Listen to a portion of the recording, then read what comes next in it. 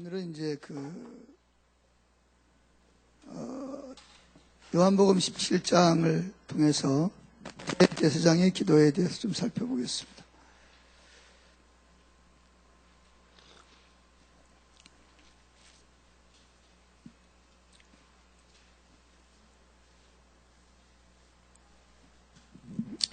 요한복음 17장은 여러분들이 잘 아는 대로 예수님이 마지막 십자가를 앞에 두고 마지막으로 이제 대제사장으로서 하는 우리들을 위해서 하는 기도, 교회를 위해서 하는 기도고요. 또 가장 긴 기도문이기도 합니다. 근데 이걸 다 읽어야 되는데 다 읽을 수는 없고 제가 지금 감기가 와가지고 목소리가 그렇지 않아도 아름다운 목소리가 더 아름답게 이렇게 되어 있습니다. 제가 목이 막 잠기니까 여러분도 그러죠, 그죠? 이게 동역자의 삶을 사는 거죠. 제가 불편하니까 여러분도 불편한 거죠.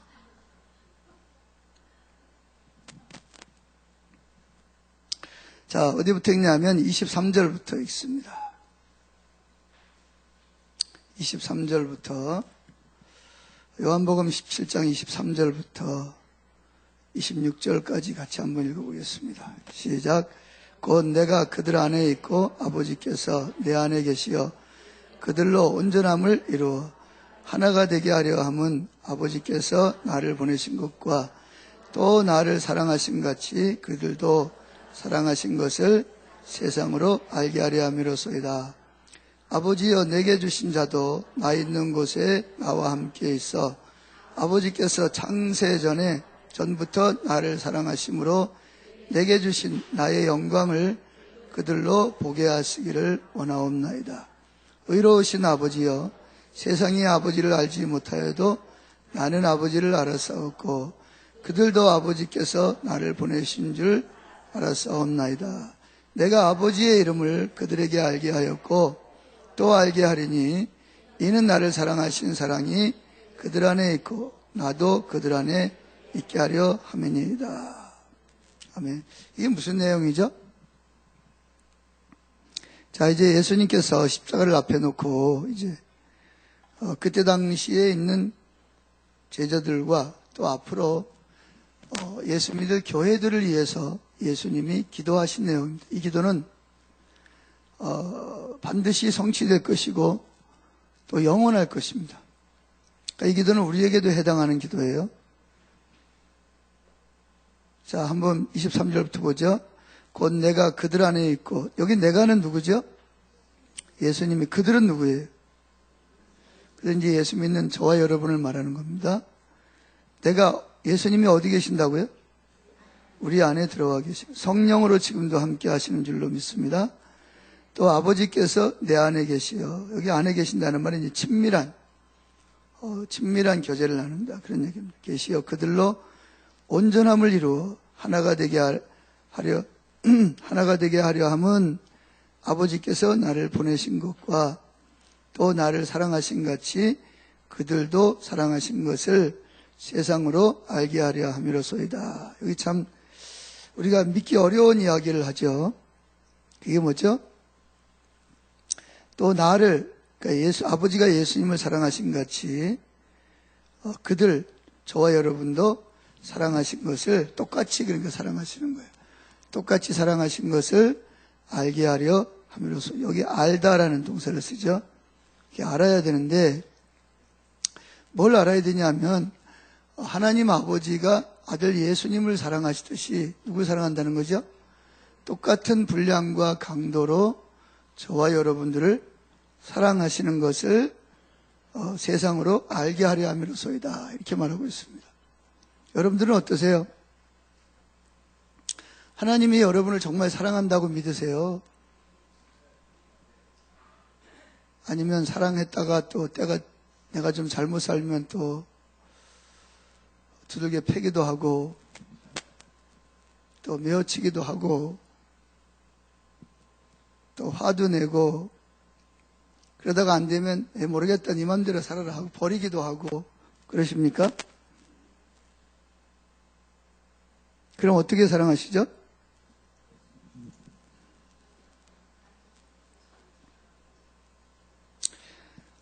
하나님이 아들을 향한 사랑은 어떤 사랑이에요? 마음을 다하고 목숨을 다하고 뜻을 다해서 모든 걸 다 주는 사랑이지, 그죠? 줄 것이 있으면 뭐라도 다 주는 그런 사랑입니다. 그런데 그렇게 아들 예수님을 사랑하듯이 누굴 사랑한다는 거예요? 나를 그렇게 사랑하신다는 거죠. 이걸 세상으로 예수님이 땅에 오신 목적이 뭔지 아세요? 예수님이 땅에 오셔서 하신 일은 하나님이 누군지를 계시하시러 오신 거예요. 누굴 계시하시러 왔다고요? 하나님 아버지가 어떤 성품을 가지고 있는지, 저와 여러분에 대해서 어떤 계획을 가지고 계시는지를 하나님 아버지를 본 사람은 아무도 없어, 그렇죠? 그 누굴 통해서 아버지를 알 수가 있죠? 예수님을 통해서 아버지를 볼 수가 있어요. 아멘? 근데 또 예수님은 왔다 가셨어, 그죠? 우리는 예수를 만날 수가 없어요. 어떻게 우리는 아버지와 예수님을 알죠? 그렇죠. 잘하시네요. 역시 부산은 수준이 있습니다. 성령님을 통해서 기록한 성경을 통해서 히스토리, 성령님께서 그래서 성경을 기록하시고, 그래서 성령님이 성경을 통해서 하나님 아버지가 우리에 대해서 어떤 마음을 가지고 있는지, 또 예수님은 어떤 분이신지를 우리에게 알게 하시는 거죠, 그죠? 그래서 영생이 뭐예요? 영원히 사는 게 뭐죠? 영원한 생명을 얻는 것은 요한복음 17장 3절에 뭐라 그랬어요? 유일하신 참 하나님과 그의 아들 예수 그리스도를 아는 것이. 하나님을 알기 위해서는 누굴 알아야 되죠? 예수님을 알아야 되고, 예수님과 아버지를 알려면 누가 필요해요? 성령님이 필요하단 말이에요. 그래서 결국은 참 아버지와 그 보내신 자 아들 예수를 아는 것이 뭐예요? 영생이다. 근데 여기서 알다라는 말은 그냥 지식적으로 이론적으로만 아는 게 아니라 경험적으로 아는 거예요. 인격적으로 그분을 만나고 또 성령님을 통해서 그분이 어떤 분인지 계시가 되어져서 아는 것을 말하는 거죠. 그래서 여기도 보면 세상으로 알게 하려 함이로소이다. 이게 알다라는 말에 의미는 이렇게 이론적으로 지식적으로도 아는 걸 포함하지만 경험적으로 아는 것을 말하는 거예요. 그렇죠? 아브라함이 하나님을 알았을 때 이론적으로 알았나요? 아니면 경험적으로 알았나요? 그때는 성경이 없으니까 하나님을 만나야만 하나님을 알 수가 있어요. 그죠? 근데 이제 안타까운 것은 그때는 성경이 없어서 그런지 몰라도 자주 하나님이 오셔서 아브라함을 여러 차례 만나주셨죠. 그죠? 그렇죠? 그리고 구약 성경에 나오는 사람들이나 신약 성경에 나오는 사람들을 보면 어떻게 하나님을 알았죠? 첫째는 복음을 들어서 알고 있죠. 그죠? 그러나 복음만 들은 게 아니라 어떻게 했어요? 실제적으로 인격과 인격으로 누굴 만나요? 하나님을 만나는 거예요. 그걸 이제 회심이라 그러기도 하고, 회심이라는 말에 이제 뭘 가지고 회심이라 그러죠? 거듭남을 이제 회심이라 그러는데, 이제 중생, 또 회심, 또 이렇게 말하는데, 그걸 조금 더 그렇게 해서 구원은 받았는데, 실질적으로 뭐가 없냐면, 믿음으로 예수를 믿어서 구원은 받았는데, 인격적으로 한 번도 실제적으로 주님을 만난 적이 없는 사람들이 있어요.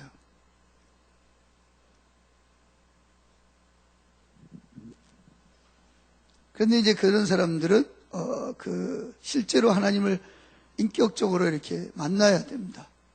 아멘. 만나야 되는데 그게 없으면 신앙이 자꾸 흔들려요. 이게 왔다 갔다 이렇게 하죠. 그런데 이제 하나님을 예를 들어서 야곱이 전에도 꿈속에서 하나님을 경험했지, 그죠? 근데 여전히 뭐예요? 그냥 중생은 했어요. 야곱 같은 경우에도. 근데 여전히 누구 중심이죠? 자기 중심이죠. 그런데 이제 야복강 나루터에서 누구를 만나요? 천사와 씨름을 합니다. 천사와 씨름을 하는데, 그런데 거기서 이제 지금까지는 뭐예요?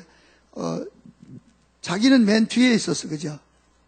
다른 사람들은 자 이제 제일 좀 안 좋아하는 사람들은 앞에 세우고 또 제일 좋아하는 사람은 뒤에 세우고 그럼 맨 뒤에 자기가 섰단 말이에요. 그죠? 그렇죠? 그러니까 철저하게 누구 중심이에요? 예수를 믿기는 믿어 구원은 받았어요. 근데 참 여전히 자기 중심이에요. 자기를 위해서 존재하는 거죠. 그런데 그가 야복강 나루터에서 주님을 만납니다. 주님을 만나면서 거기서 이제 천사가 뭐라 그래요? 이제 아침이 날이 밝으니까 나로 가게 하라 그랬더니 뭐라 그래요? 나에게 축복하지 않으면 가게 하지 않겠나이다. 그렇게. 그랬더니 이제 내 이름이 뭐냐 묻잖아. 그죠? 그랬더니 뭐라 그래? 야곱이니이다. 야곱이라는 말이 뭐예요? 예, 속이는 자, 또 발뒤꿈치를 잡다. 그런 얘기입니다. 그 형하고 뱃속에서부터 빨리 나가려고 자기가 먼저 나와야 되는데 누가 나가는 거예요? 형이 먼저 나가니까 발뒤꿈치를 잡고 나온 거예요. 세상에서는 참 성공한 사람이에요. 지기 싫어하니까. 근데 하나님 앞에서는 올바른 자세가 아니죠. 그래야 이제 거기서 이제 회개를 합니다. 내가 야곱인이다라는 말, 내가 잘못 살았다는 것을 인정을 합니다. 그리고 이제 얼마나 이제 다급했냐면, 노라 그러는데 안 노니까 어떻게 해요? 어딜 치죠? 한두뼈를 쳤습니다. 꼬리뼈를 쳐가지고, 부러뜨렸어요. 그런데도 불구하고, 뭘 안 놓죠? 하나님을 놓지 않습니다. 그런 과정을 통해서 이제 하나님은 더 이상 야곱이라는 이름 대신에 무슨 이름을 쓰죠?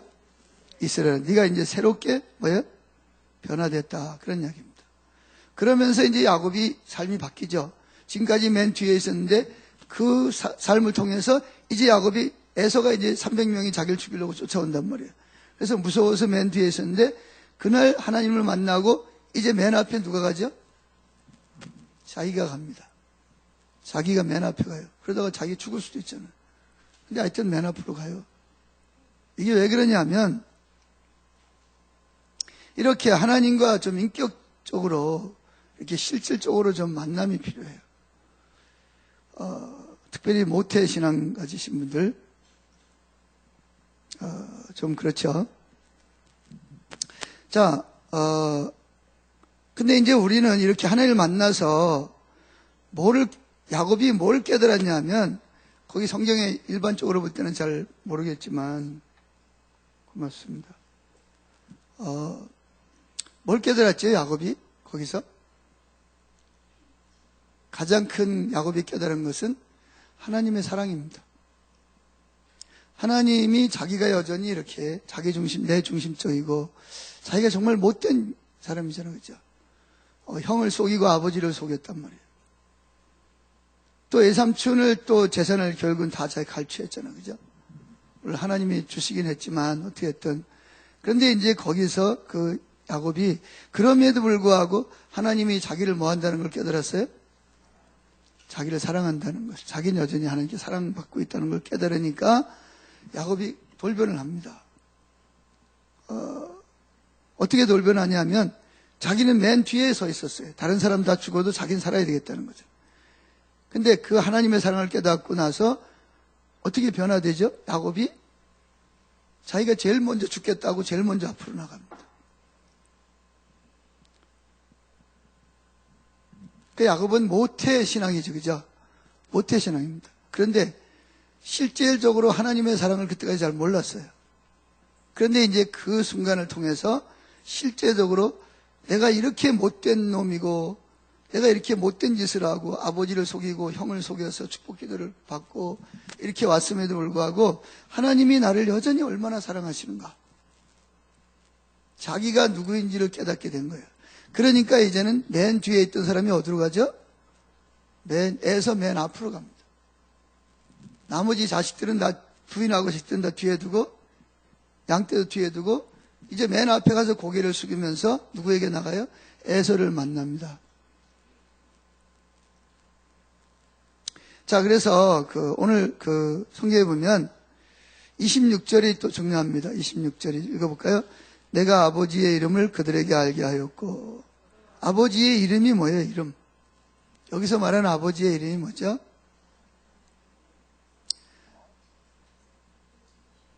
원래 이 히브리어나 헬라어에는 인격이라는 말이 없어요. 성품, 인격 이런 말이 없어서 대신 뭘로 쓰냐? 이름이라는 말을 씁니다. 그래서 여기서 말하는 이름은 그 사람, 그 이름을 가진 그분의 인격을 말하는 거예요. 아시겠어요? 그래서 여기에서 내가 아버지의 이름을 그들에게 알게 하였고, 이름을 우리들에게 알게 하셨다는 거죠. 우리가 뭐 아버지의 이름을 모르나요? 아버지 하나님의 이름은 여러 가지가 있는 거 다 알잖아요. 근데 그 이름마다, 그 이름이라는 것은 그 이름을 말할 때마다 하나님의 성품이 들어져 있어요. 성품을 알리는 거예요. 하나님은 예를 들어서 예수님 나는 세상의 빛이다. 그렇죠, 그죠? 예수는 빛이다. 이 말은 무슨 말이에요?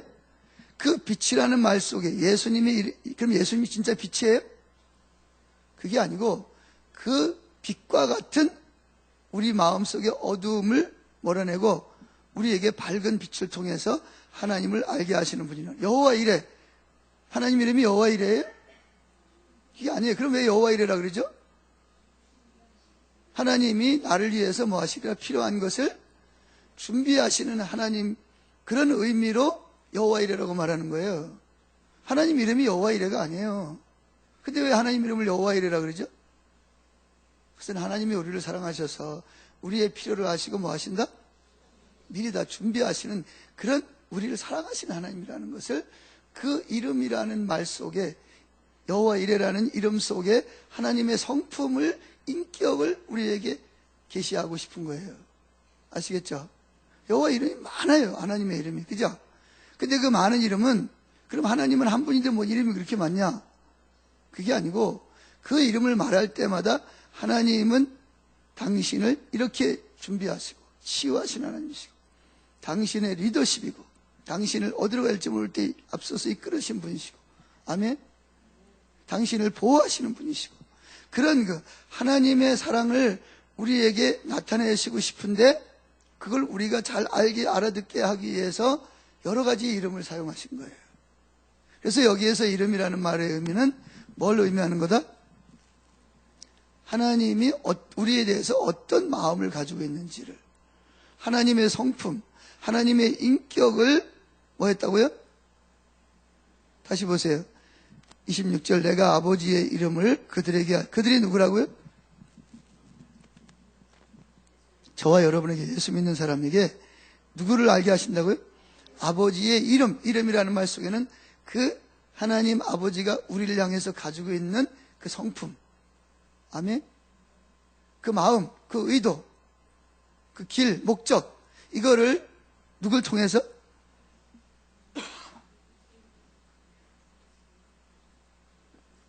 예수님을 통해서 알게 하셨다는 거예요. 아시겠어요? 그래서 빌립이 예수님에게 묻죠. 하나님 우리에게 아버지를 좀 가르쳐 주십시오. 그랬더니 예수님이 뭐라 그래요? 나를 본 자는 아버지를 보았거늘 어찌하여 아버지를 보이라 하느냐? 왜? 아버지가 내 속에 계셔서 나를 통해서, 내 성품을 통해서 누구를 나타냈다는 거, 지금까지 아버지의 사랑을 나타냈다는 거예요. 근데 너희들은 뭘 또 아버지를 보려고 하느냐? 그럼 우리는 어떻게 아버지와 예수님을 알죠? 성경과 성령님을 통해서 아버지의 그 성품과 예수님의 성품이 우리에게 어떻게 해야 돼요? 계시돼야 되는 것입니다.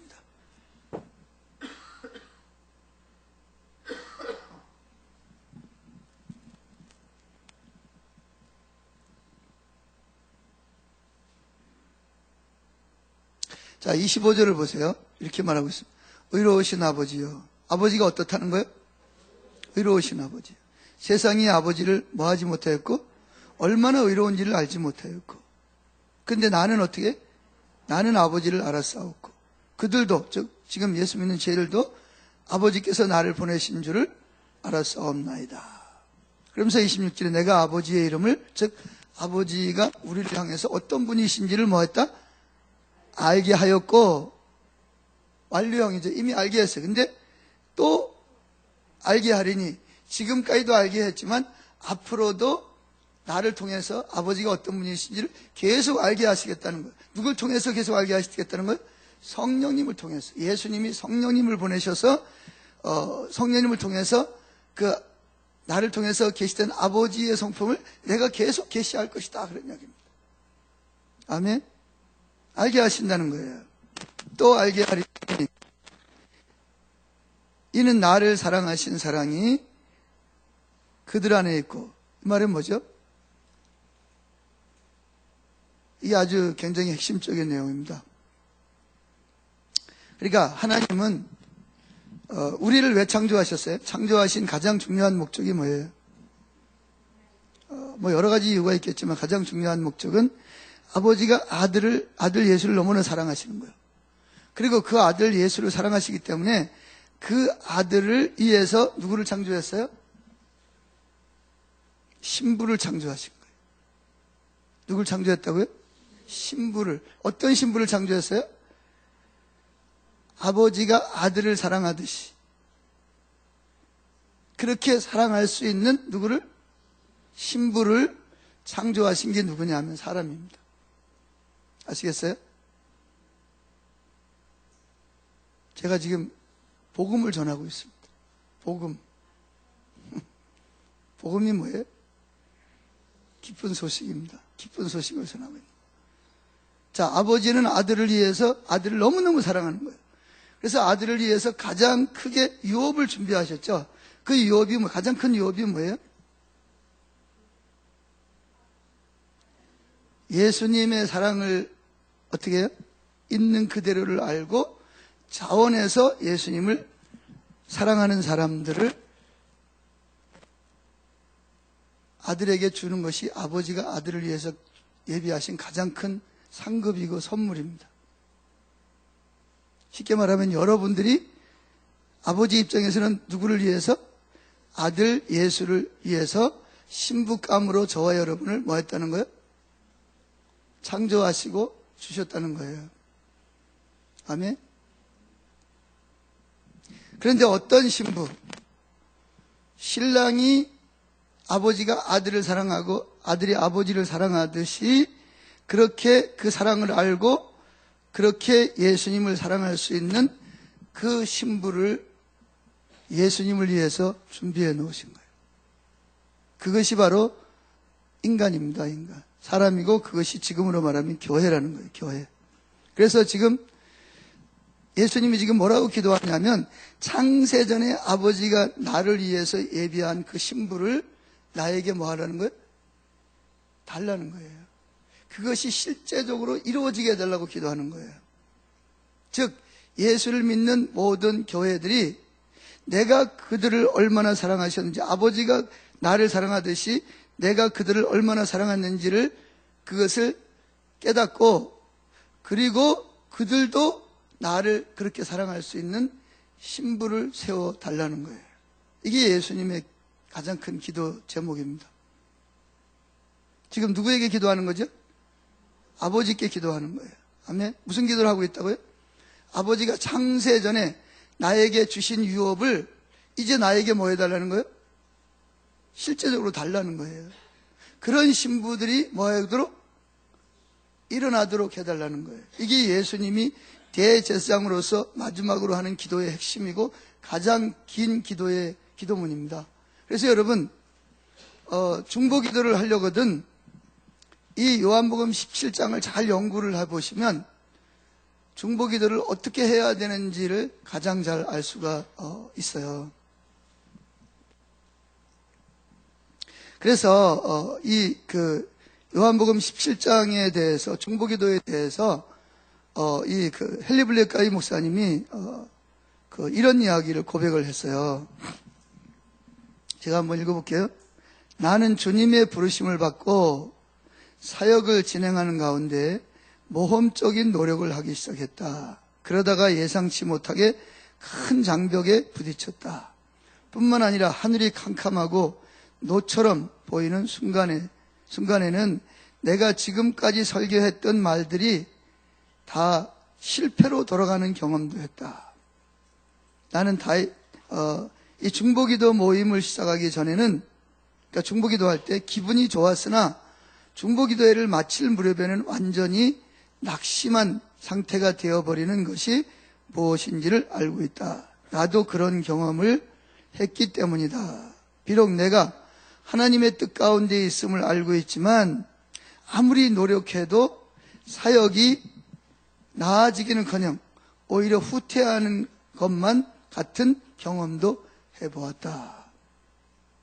그런 시기에 주님은 그러니까 왜 나에게 이렇게 열심히 노력했는데 사역이 안 되고 오히려 뭐 이상한 이단이니 무슨 얘기니 교인들이 떠나가고 욕하고 그러냐? 왜 열심히 노력해도 교회가 안 세워지냐? 그걸 이제 거기에 대해서 하나님께 물었더니 하나님 이렇게 대답했다는 거죠.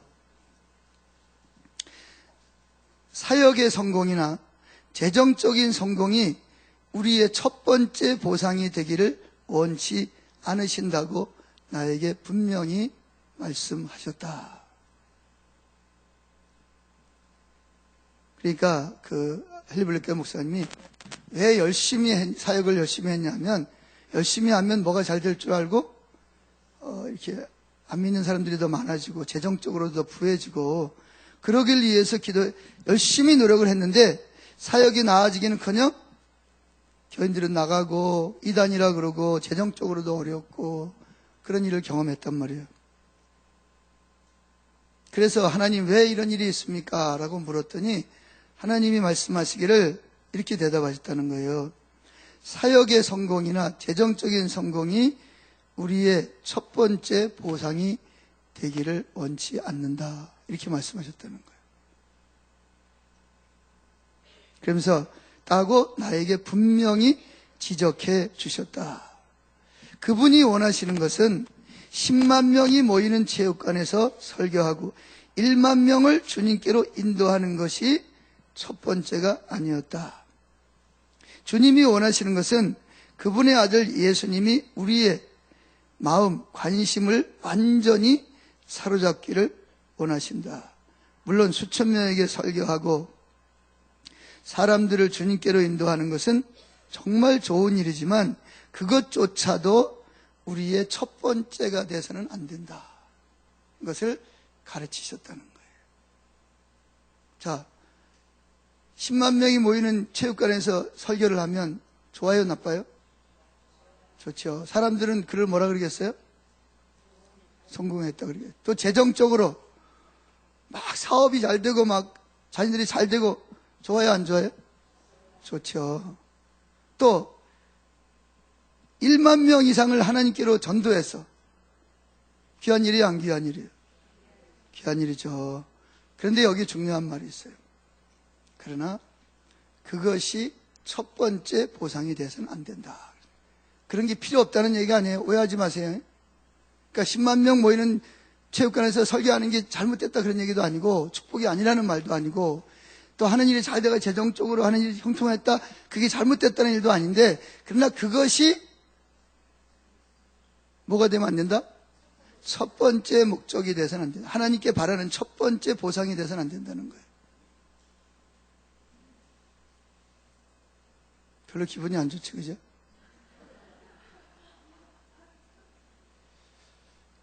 그거에 의해서 열심히 기도하고 새벽 예배 안 빠지고 철회했는데 그게 첫 번째가 아니라 그러면 그거 어떡하겠어요?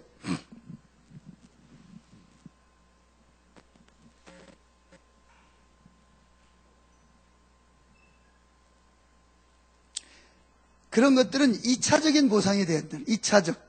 첫 번째가 아니라 몇 번째?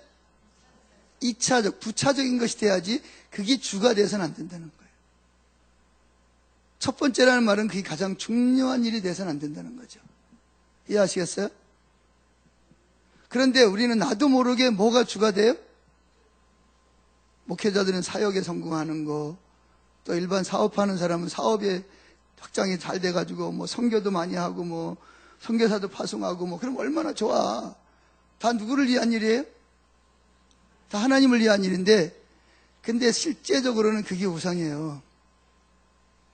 그게 실제적으로는 그게 우상이 된다고요. 1만 명을 전도하는 거 얼마나 엄청난 일이에요. 그렇잖아, 그죠? 그게 중요한 일이잖아요. 주님 명령하신 거죠. 근데 그게 주가 돼서는 안 된다는 거죠. 그게 필요 없다는 얘기. 그건 두 번째가 돼야 된다는 거죠. 첫 번째가 되면 안 된다는 거예요. 그러니까 쉽게 말해서 이 말은 무슨 말이냐면, 마이클 피클이 열심히 좀 잘해보려고 좀 이렇게 열심히 노력했는데, 어려움 당할 거꾸로 될 때가 많았다는 거예요. 전도는 안 되고 있는 사람은 나가고, 나가서 2단, 3단하고 욕하고, 그냥 막 열심히 막 했는데도 불구하고 안 된다는 거예요. 한 명 들어오면 10명 나가고, 재정적으로도 막 바닥이 돼가지고 적자가 나고, 그런 일을 경험했다는 거예요? 안 했다는 거예요? 경험했다는 거예요. 그래서 뭐 했다는 거예요? 하나님께서 그걸 통해서 뭘 가르쳐 주셨다는 거예요? 하나님이 원하는 첫 번째 원하는 것은 그런 사역의 성공이나 물질의 성공이나 어떤 사람에게 인기를 누리고 자식이 잘 되고 하는 일이 잘 되는 게 거기에 뭐가 되면 안 된다? 첫 번째 초점이 가서 있으면 안 된다는 것을 가르쳐 주시기 위해서 자기한테 그런 실패를 경험하게 하셨다는 거예요. 이해하시겠어요?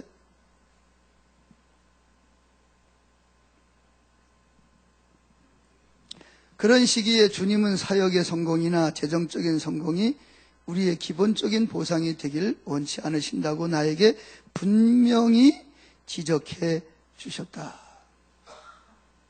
그분이 원하는 것은 10만 명이 모이는 체육관에서 설교하고 1만 명을 주께로 인도하는 것이 아니다. 그게 주가 아니라는 거예요. 주님이 원하시는 것은 그분의 아들 예수님이 우리의 관심, 우리의 마음을 다하고 목숨을 다하고 뜻을 다하고 힘을 다해서 그분을 사랑하는, 그분에게 완전히 사로잡히기를 원하시는 것이 첫 번째라는 거예요. 그것이 저와 여러분을 창조한 목적이고 지금도 저와 여러분이 이 땅에 존재하는 목적이라는 거예요. 맞으면 아멘 하시고 아니면 노멘 하셔도 돼요. 물론 수천 명에게 설교하고 1만 명 이상을 주님께로 인도하는 일은 좋은 일이긴 하지만 그것조차도 우리의 첫 번째가 아니라 두 번째 보상이 되어야만 하는 것이다. 그런 얘기. 그게 필요 없다는 얘기가 아닙니다. 알았죠? 무슨 얘기인지? 그게 중요하지만 그게 뭐가 되면 안 된다? 첫 번째가 되면 안 된다는 거예요. 그러면서 계속합니다. 놀라운 소식은 우리의 놀라운 사역의 성공이나 사업의 성공이나 자녀들의 성공보다 하나님의 사랑을 알고 하나님을 사랑하는 것이 첫 번째 자리를 차지하게 되면 여러분은 설사 감옥에 갇히더라도 하나님 앞에서는 성공한 존재가 될 수 있다는 것이다. 그런 얘기입니다. 만약 여러분은 사역에서 평생 동안 실망스러운 마음 겪고 교인들에게 수많은 오해와 공격을 받을 수 있지만 하나님을 사랑하고 하나님께 사랑받는 것이 당신의 1차적인 첫 번째 보상이라면, 사는 목적이라면 당신은 여전히 하나님께 성공한 존재일 것이다.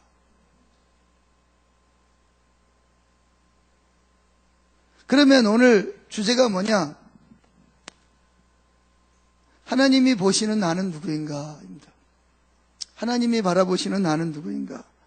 여러분들이 한번 스스로 대답해. 여러분들은 누구세요? 누가 여러분에게 물으면 이와요? 그러면 이러면 되죠. 나 아무개 그거 말고 당신의 정체성이 뭡니까? 물으면 여러분 뭐라고 대답하실래요? 예? 뭐 예수님처럼 나는 나다. 그래요?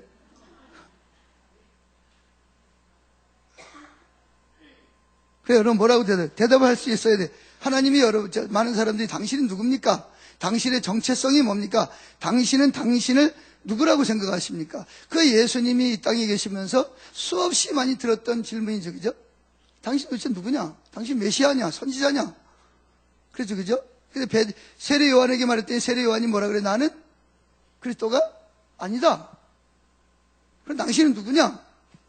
나는 광야에서 외치는 자다. 즉, 내 뒤에 오시는 메시아를 위해서 뭐다? 길을 예비하는 자다. 자, 길을 예비한다는 말은 무슨 말이죠? 만약에 시골에 대통령이 가면 뭐부터 해야 돼요? 지금 비행기 타고 가면 되지만 만약에 리무진 타고 간다 그러면 뭐 해야 돼요? 길을 닦아야지. 그죠?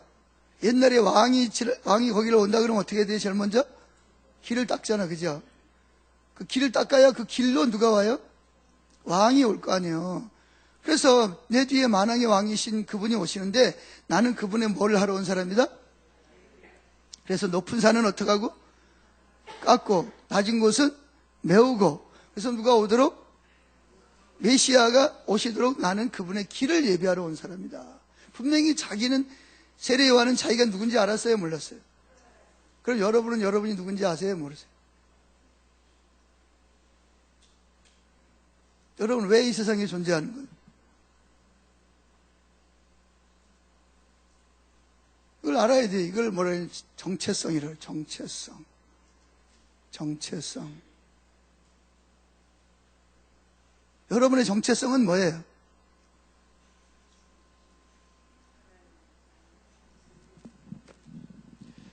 결론적으로 말하면 따라해보세요. 나는 하나님의 연인이다. 이제 이렇게 말하면 또 이제 또 절 보고 또 이제 저 이상한 놈이라고 또 이야기하겠죠.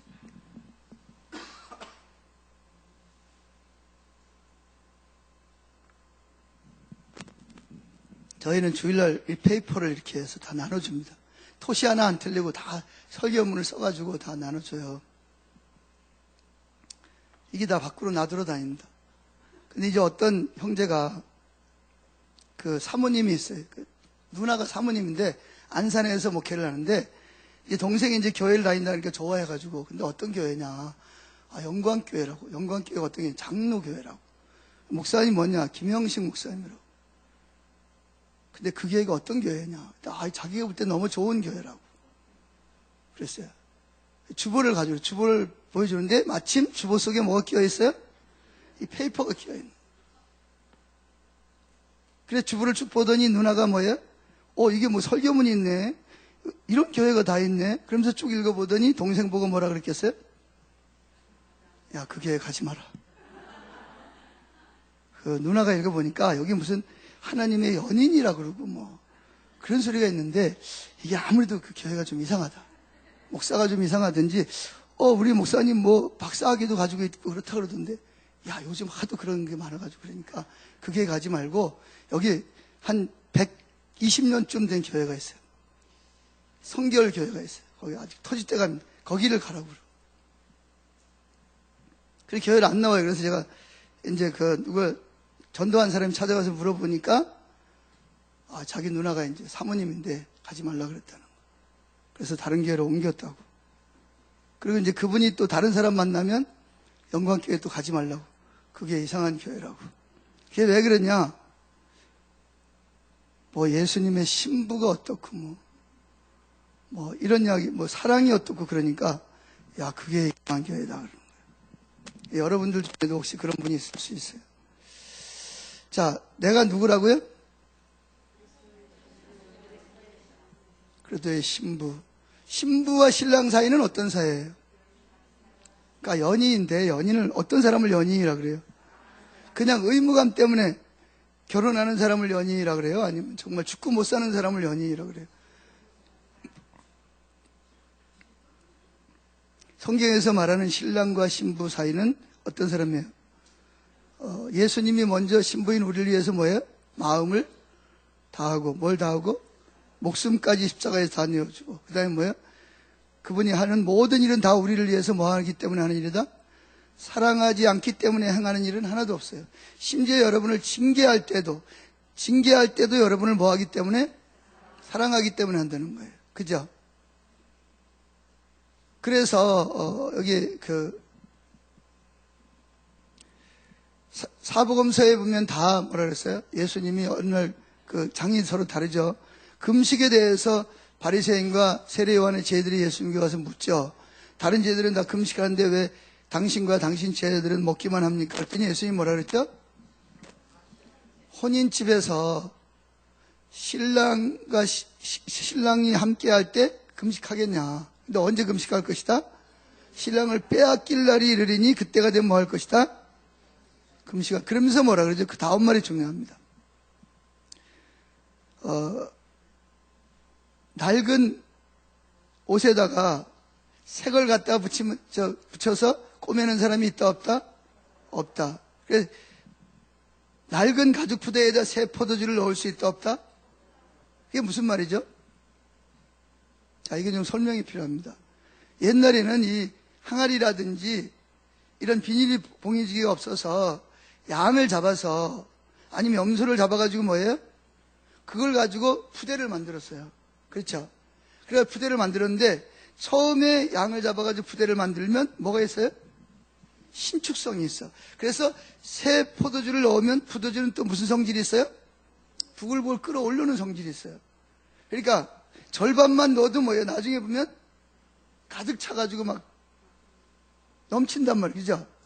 그런데 그러니까 항상 새 포도주를 넣으려면 무슨 가죽 푸대에 넣어야 돼요? 새로 만든 가죽 푸대에 넣어야 돼. 근데 만약에 새 포도주를 갖다가 새 포도주를 헌 가죽 푸대에 넣으면 어떻게 되죠? 이게 터져버립니다. 그래서 새 포도주는 반드시 어디에 넣어야 된다? 새 가죽 푸대에 넣어야 되고 헌 포도주는 헌 푸대에 넣어도 된다 그런 이야기죠. 그죠? 그럼 이게 뭘 말하는 거예요? 왜 갑자기 왜 금식 이야기 하다 말고 무슨 포도주가 나오고 왜 가죽 푸대가 나와요? 자, 헌 포도주나 헌 가죽 푸대는 뭘 의미하는 거예요? 율법을 말하는 거예요. 구약적 사고를 말하는 거예요. 이해하시겠어요? 그럼 새 포도주는 뭘 말하는 거예요?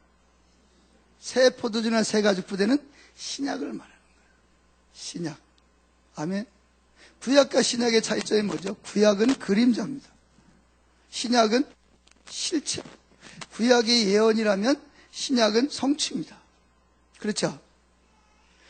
구약이 율법이라면 신약은 율법을 완성하는 거예요. 아멘입니까?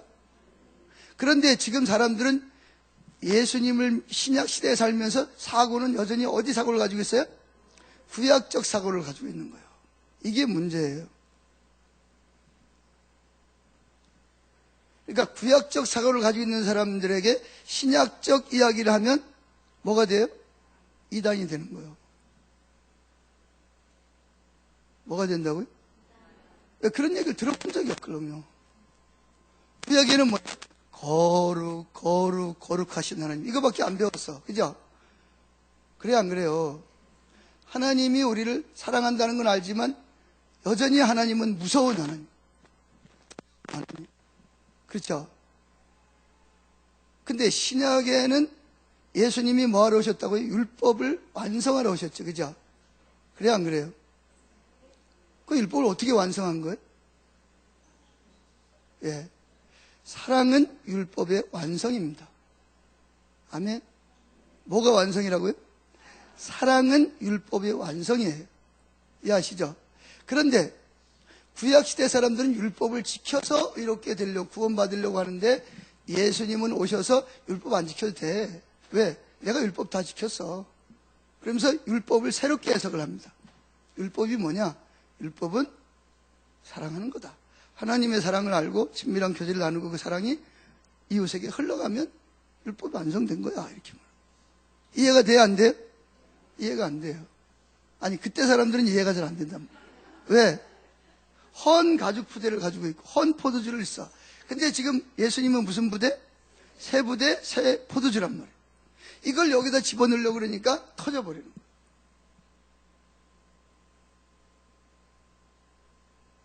이해하시겠어요? 그러니까 제가 이렇게 참 답답한 게 뭐냐면 지금은 율법 시대예요, 복음 시대예요? 율법 시대예요, 은혜 시대예요? 근데 사고는 어디가 있어요, 지금? 구약 시대가 있단 말이에요. 근데 거기다가 새 포도주를 넣으면 어떻게 돼요? 입에서 뭐가 나와요? 터져가지고 2단, 3단 소리가 나오는 거예요. 이해가 안 되는 거예요. 근데 사실은 이미 구약에도 그런 내용이 다 기록되어 있었어요. 말세가 되면 그것이 회복될 것이다. 이렇게 예언이 되어 있는데 여전히 구약적 사고만 가지고 있다 보니까 신약의 사고를 가지고 하니까 이 터져버리는 거예요. 이해가 됩니까? 예수님은 이 땅에 뭘로 오셨다? 신랑으로 자기 신부들을 찾으러 오신 거예요. 하나님이 자기에게 주신 신부들을 찾으러. 이해하시겠어요? 그래서 기꺼이 뭘 했어요? 마음을 주고 안 되니까 뭐 또 줘요? 우리를 대신에 십자가에서 살과 피를 다 주시는 거예요. 그죠? 예수님 십자가에서 자기 자신 살과 피를 지킬 때 뭘 원했어요? 우리에게? 우리가 그 사랑을 알고 우리도 뭐 하도록? 그분을 그렇게 상사병에 걸린 그런 그 사랑을 가지고 주님을 사랑하는 예배자들이 될 것을 기대하고 예수님 십자가에서 죽으신 거예요. 맞죠? 그래서 신부라는 신랑이라는 이야기를 하는데 그때 당시에는 그 말이 그 사람들은 무슨 말인지를 몰라. 저놈이 저거 미쳤네요, 저거. 감히 하나님을 뭐라 그래? 뭐 신부, 신랑? 이해가 돼야 안 돼요? 이해가 안 되는 거예요. 그래서 제가 그 사모님이 이해가 됐대요. 그 사모님 머릿속에는 뭐가 있어요? 이게 구약적 사고를 가지고 있단 말이에요. 근데 거기다가 이제 제가 신약적 사고를 이야기하니까 이게 들어보지도 못했고 생각지도 못했고 그래서 예수님이 뭐라 했어요? 이사야의 예언을 많이 말하면서 너희가 보기는 보아도 보지 못하고 듣기는 들어도 듣지 못하고 마음으로 깨달았어. 왜 그러죠? 그럴 수밖에 없어요. 구약적 율법주의적인 사고를 구약적 사고를 가지고 있는데 거기다가 지금은 신약 시대잖아요, 그죠? 그러니까 신약 새 포도를 집어넣는단 말이에요. 그 새 포도주를 받으려면 새 가죽 부대를 가지고 있어야 돼요. 이해가 되세요? 근데 부대는 여전히 무슨 가죽 부대야? 헌 가죽 부대를 가지고 있어요. 새 가죽 부대가 들어가니까 이게 막 부글부글하고 끓끔한데 이게 신축성이 있어가지고 좀 늘어나야 되는데 그걸 수용할 수 있는 돼야 되는데 수용을 못하니까 뻥 터져버리는 거죠. 지금 예수님 그걸 말씀하시는 거예요. 마가복음 3장에서도. 자, 한번 읽어보세요. 마가복음 3장.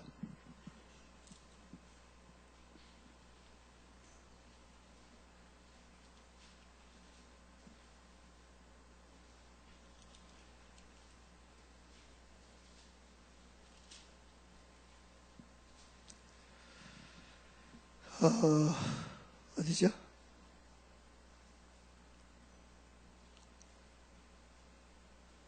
여기는 2장입니다. 2장 18절.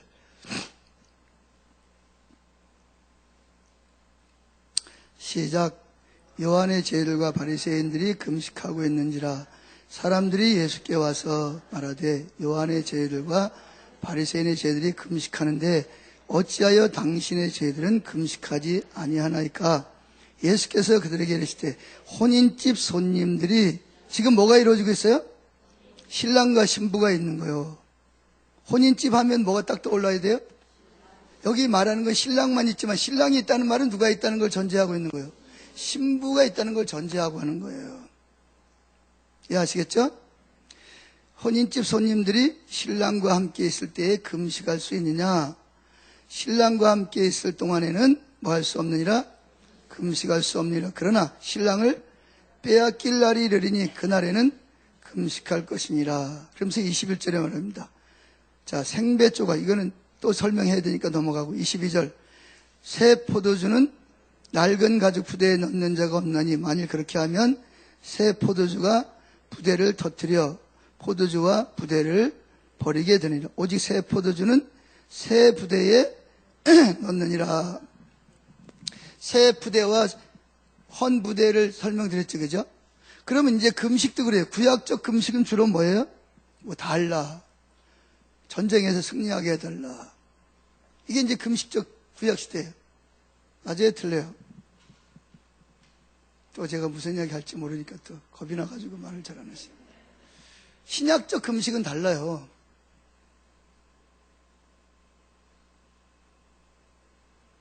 그런 거는요, 구하기 전에 하나님 다 알아요. 아멘?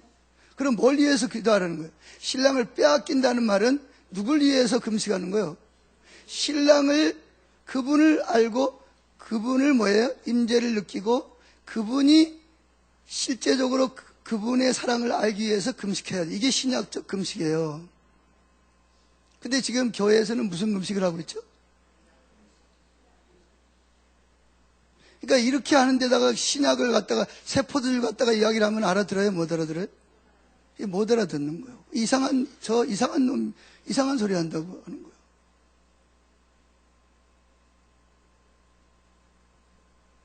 그러죠?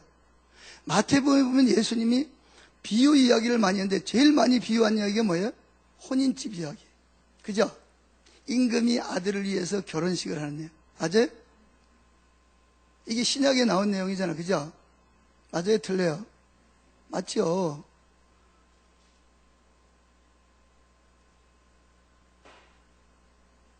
그래서 우리는 뭐를 하든지 뭐가 없으면 사랑으로 하지 않는 것은 다 뭐다? 유익이 없단 말이에요. 고린도전서 13장에 뭐라 그랬어요? 자, 고린도전서 13장 찾아보세요. 왜 여기 13장을 사랑에 대해서 이야기하고 있죠? 사랑은 뭐기 때문에? 예수님이 오신 건 뭐 때문에 왔다? 율법을 폐하고 뭐하러? 사랑으로 율법을 완성하러 오신 거예요. 더 이상 헌가죽 부대가 필요 없어요. 왜? 새 포도 주니까. 예수님이 새 포도 주죠? 새 가치관이잖아요. 그러려면 무슨 부대가 있어야 돼요? 우리 가죽 부대는 우리를 말하는 거예요. 우리 가치관을 말하는 거예요. 새 포도주는 누구예요? 예수님 복음 은혜를 말하는 거거든요. 그분을 말하는 건데 그분을 담으려면 우리가 무슨 가죽 부대가 돼야 된다?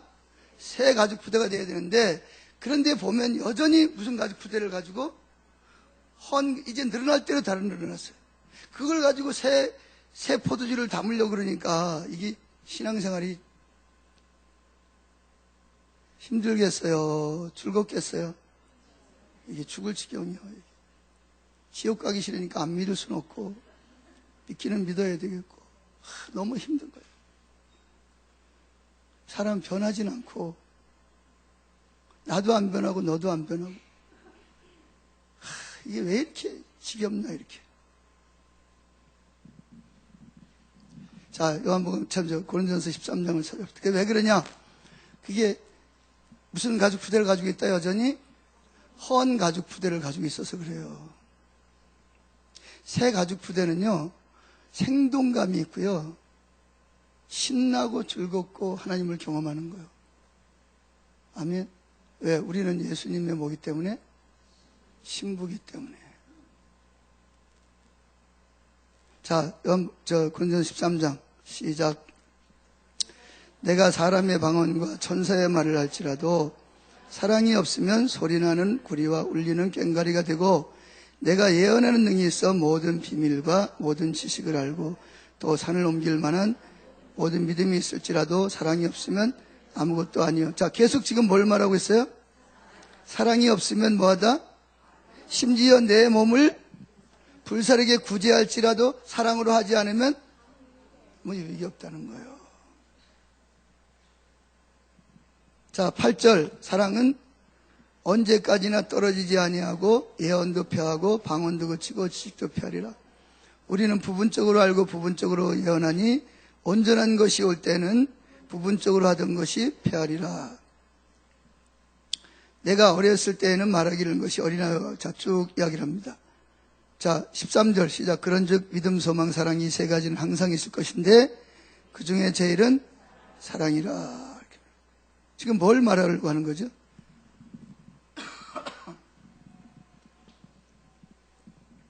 사랑이 없는 방언, 사랑하지 않는 믿음, 사랑하지 않는 능력, 기적, 치유, 의미가 있다는 거예요, 없다는 거예요? 심지어 내 몸을 불사르도록 내 몸을 막 가루가 되도록 열심히 헌신하고 봉사를 해도 의미가 있다, 없다? 왜 의미가 없어요? 그거는 여전히 뭐예요? 구약적 사고라는 거예요. 헌 포도주란 말, 헌 가죽 부대란 말이에요. 아시겠어요? 새 가죽 부대는 뭐다? 사랑으로 하는 것이다. 아멘. 그래서 하나님을 뭐라고 불러요? 하나님은 사랑이시라 이렇게 불러요. 그렇죠?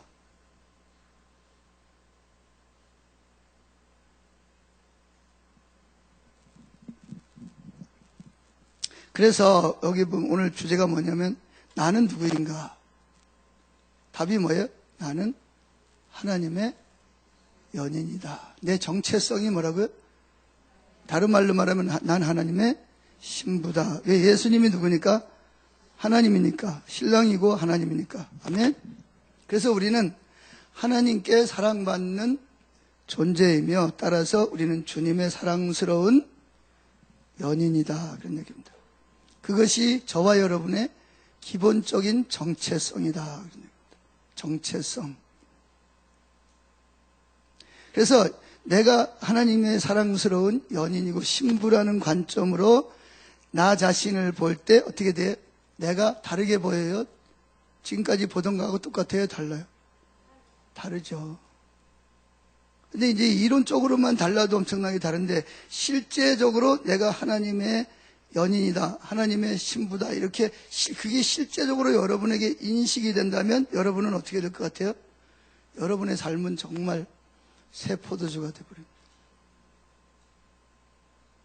더 이상 그냥 지옥 가기 싫어가지고 참아야 돼, 견뎌야 돼. 더 이상 그렇게 살 필요가 없는 그런 신앙생활을 하는 거예요.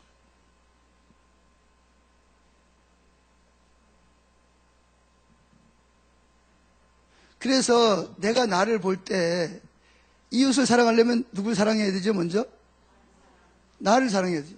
나를 개떡같이 보는 사람이 다른 사람을 어떻게 보겠어요? 개떡같이 보이지.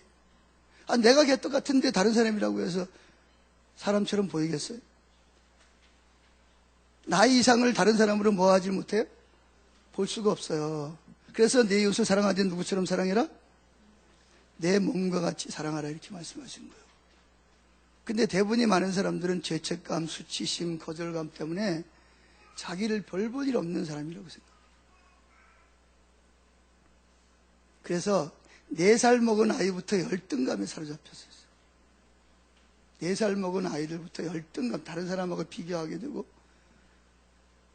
그래서 뭔가 쟤보다 내가 키가 좀 더 크려고 막 뒤밀고, 뭔가 조금 큰 것 같으면 밑에 내려다봐. 아이고, 근데 또 나보다 더 큰 사람이 있네.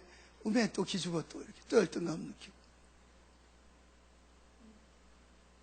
이거는 신약 시대의 사고가 아니에요. 이건 여전히 어디 사고예요? 구약적, 율법적 사고를 가지고 사는 거예요. 내가 키가 작든 키가 크든 잘생겼든 못생겼든 그런 거 상관없이 주님의 눈에는 내가 뭐예요? 사랑스러운 뭐다? 신부는 내가 하나님의 연인이란 말이에요. 연인. 그럼 나도 모르게 어깨가 쫙 펴지죠. 고개를 싹 들게 되고, 그죠? 내가 얼마나 하나님 앞에 위대한 존재인데. 이게 이제 여러분에게 조금 신약적 사고를 조금 맛을 보여드린다면 이게 바로 신약적 사고의 뭐다? 일부분 중에 하나라는 거예요. 이렇게 내가 나를 그렇게 하나님의 연인으로, 하나님의 사랑스럽고 아름다운 자로 나를 볼 때 우리 삶에 무슨 일이 벌어질 것 같으세요? 놀라운 일이 벌어집니다. 사람의 삶은요, 기준 들여야 된다고 삶이 바뀌는 게 아니에요. 기준을 몰라서 그대로 못 사는 게 아니에요. 마음이 변하질 않은데 기준 들여야 된다고 돼요? 이 손 잡으면 되지? 그런 척 하는 거지. 뭐가 바뀌어야 돼요? 마음이 바뀌어요. 즉, 새 가죽 푸대로 가죽 푸대가 바뀌어야 돼. 근데 가죽 푸대는 여전히 헌 가죽 푸대에다가 자꾸 새 걸 집어넣으려고 하니까 돼야 안 돼요? 이게 안 되니까 죽을 마시는 거예요. 이게. 교회 가도 재미도 없고 신앙생활도 힘들긴 하고 안 하면 지옥 간다 그러지, 저주받는다 그러지, 안 할 수도 없고. 근데 신약적 관점은 뭐예요? 내가 나를 볼 때 하나님의 연인이라는 것 때문에 감사하는 거예요. 범사에 감사. 항상 기뻐하고. 아멘. 쉬지 말고 그분과 내가 예수님의 연인이고 예수님 내 신랑이니까 대화하고 싶겠어요? 안 대화하고 싶겠어요? 그래서 뭐 어디 갈 때도 주님 제가 여기 가는데요. 주님 갈까요 말까요? 주님 지금 기분이 좋으세요? 나쁘세요? 자, 사랑하는 사람의 그 마음을 알고 싶어요? 모르고 싶어요? 왜 알고 싶어요? 그분이 내 가장 소중한 분이니까. 그죠? 그러면 여러분들은 하나님 얼굴 구하지 말라 그래도 구할까요? 안 구할까요? 구하고 싶죠? 구하는 게 즐겁겠어요? 아니면 의무감 때문에 억지로 구하겠어요? 즐거워서 구하죠. 이게 바로 새 포도주를 담는 그릇이 되는 거예요. 이게 주님이 우리에게 주시고 싶은, 이걸 은혜라 그래. 복음이라 그러는 거예요. 기쁜 소식인 거예요. 아멘. 그래도 여러분들은 가치관이 조금 바뀌어가지고 조금 변해서 제가 이런 이야기를 하더라도 그래도 아멘을 잘 하시네. 사모님도 제 설교 페이퍼를 보고 절 보고 이상한 놈이라 그러는데.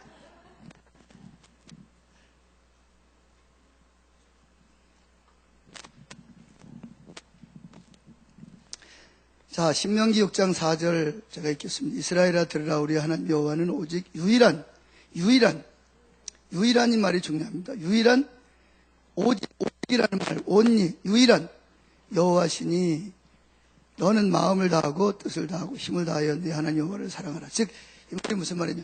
우리가 모든 것을 다해서 사랑해야 될 분은 몇 분이다? 한 분밖에 오직 한 분밖에 안 계신다는 거예요.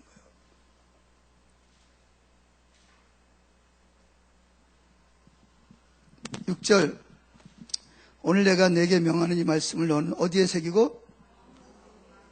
가죽 푸대를 잘 만들고. 7절, 내 자녀, 너만 그런 게 아니라 내 자녀에게 가죽 푸대를 만들어 주라는 거예요. 포도주를 담을 수. 포도주는 뭘 상징하죠? 기쁨을 상징하는 것입니다. 기쁨. 그래서 혼인집에는 항상 뭐가 있어요? 포도주가 있는. 예수님 뭘 만들었어요? 포도주가 떨어졌을 때? 왜 포도주를 만들었는지 아세요? 예수님 자신이 새 포도주고 예수님 자신이 기쁨이기 때문에 포도주를 만드신 거예요. 이해가요? 근데 그거를 너만 갖지 말고 누구도, 자녀들도 무슨 포도주를, 부대를 만들어라? 새 부대를 담을 수 있는 포도주를 만들어 주라는 거예요. 내 자녀에게 부지런히 뭘 가르치라는 거예요? 우리가 믿는 하나님 오직 유일한 여호와, 그분을 모든 걸 다해서 그분이 사는 목적이 되고 그분이 내가 사는 이유가 되어야 된다. 그걸 가르치라는 거예요. 그게 자녀를 가장 뭐하게 만드는 거다? 성공하게 만드는 거고 행복하게 만드는 것이기 때문에 그렇다. 내 자녀에게 부지런히 가르치며 집에 앉았을 때든지 쭉 이야기하는 거예요. 사방 기록하라는 거예요. 자, 마태복음 22장 35절.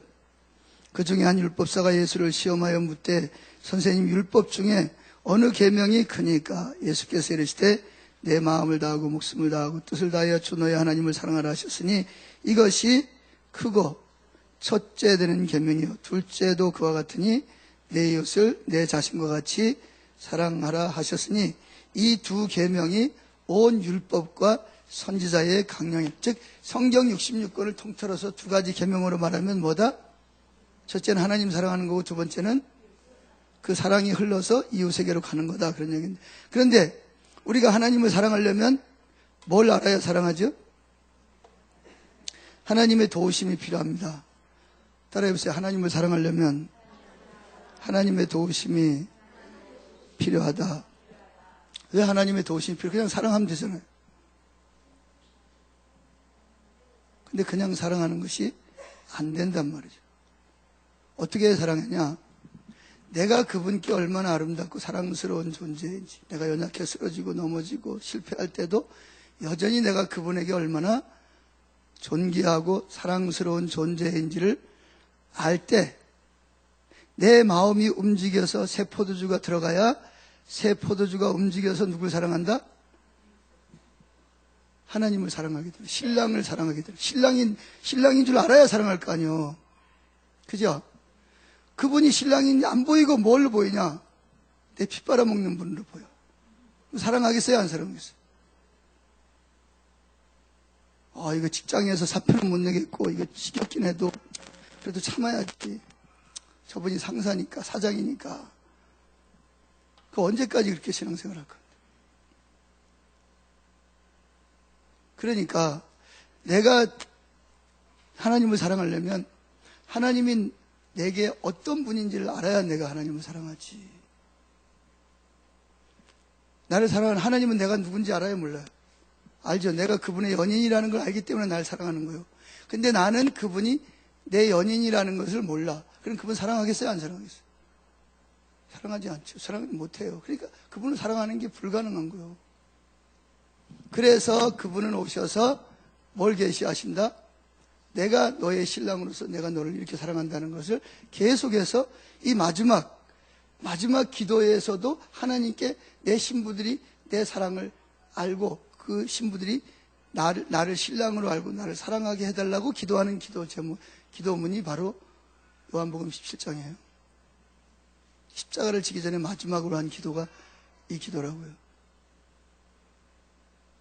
근데 문제는 뭐냐 하면 보아도 안 보이고 들어도 안 들리고 마음으로 깨달아지지 않는 게 문제예요. 왜 그러냐면 관점 때문에. 관점 뭐냐? 보는 안경이에요. 안경. 빨간 안경을 쓰고 보니까 모든 게 다 빨갛게 보이는 거예요. 정확하게 보려면 뭐 해야 돼? 빨간색을 빼버려야 돼. 그래서 지금 제가 보는 안경처럼 이렇게 뭐든지 보면 있는 그대로 파란색은 파란색으로 보이고 빨간색은 빨간색으로 보이도록 이런 안경을 껴야 되는데 안경에다가 뭘 꼈어요? 빨간색을 다 칠하고 보니까 즉 구약적 관점을 가지고 보니까 다 구약적 관점을 다 보이는 거예요. 그러니까 하나님 그러면 거룩하시고 전능하시고 맞아요, 틀려요? 맞죠? 근데 그건 일부분이란 말이에요. 그렇죠? 그러니까 일부분을 보고 뭐 했다? 다 본 것처럼 생각을 하는 거예요. 근데 하나님의 그 이름의 핵심, 영광의 핵심은 뭐예요? 우리를 향해서 가지고 있는 십자가는 뭘 상징하는 거예요? 우리를 향한 사랑을 상징하는 거예요. 그죠? 맞아요? 그래서 하나님을 뭐라 그래요? 사랑이시라 이렇게 말하는 거예요.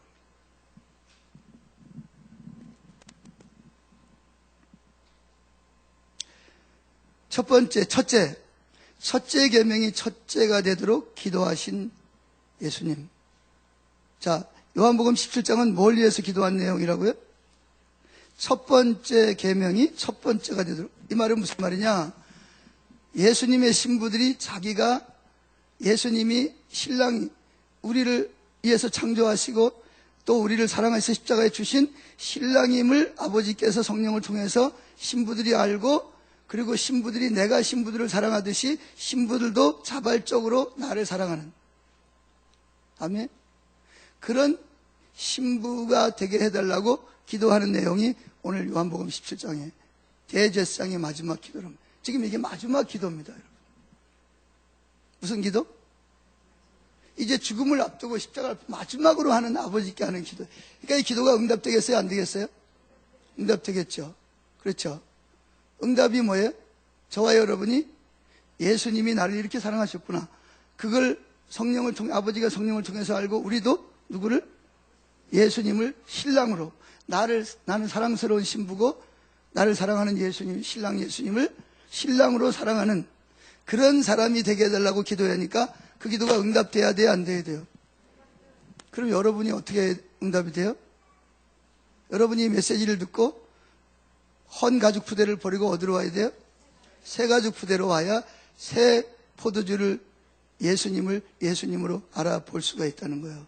안 그러면 보아도 보지 못하고 들어듣지 못하고 마음으로 깨달아 알 수가 없다. 왜 그러냐? 마음이 강팍하기 때문이다. 마음이 강팍하다는 말은 여전히 무슨 사고를 가지고 있다? 구약적 사고를 가지고 있다. 그런 이야기입니다.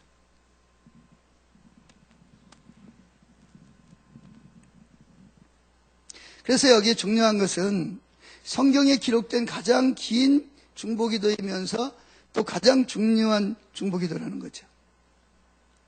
즉 성령님 아버지가 성령을 통해서 내가 누구인지를 아는 것. 내가 누구라고요? 하나님의 영, 특별히 예수님의 신부. 신부라는 말은 내가 예수님께 뭐 하고 있다 지금? 사랑스러운 자라는, 아름다운 자라는. 내가 실수하고 넘어지지만, 내가 검지만 성령이 오셔서 내가 얼마나 검은지를 알게 하시고, 검은 것을 볼수록 성령님께서 나를 뭘 보게 하세요? 내가 사랑스럽고 아름다운 걸 보게 하시는 거예요. 왜 그렇다 그랬죠? 네 가지 신학적인 이유가 있다고 말씀드렸어요. 첫째는 내가 예수님의 십자가를 통해서 새로운 피조물이 된 거예요. 아멘. 옛 것은 죽었어요. 로마서 6장에 보면, 그죠? 그리고 새로운 피조물로, 옛 포도주 푸대가 아니라 무슨 푸대로? 새 가죽 푸대로 새로운 피조물로 바뀌었다는 거예요. 아멘. 두 번째는 뭐예요?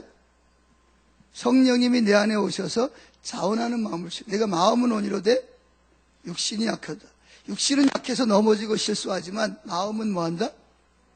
예스. 마음은 하나님께 순종한다. 그것 때문에 하나님 눈에 검지만 아름다고. 세 번째가 뭐예요?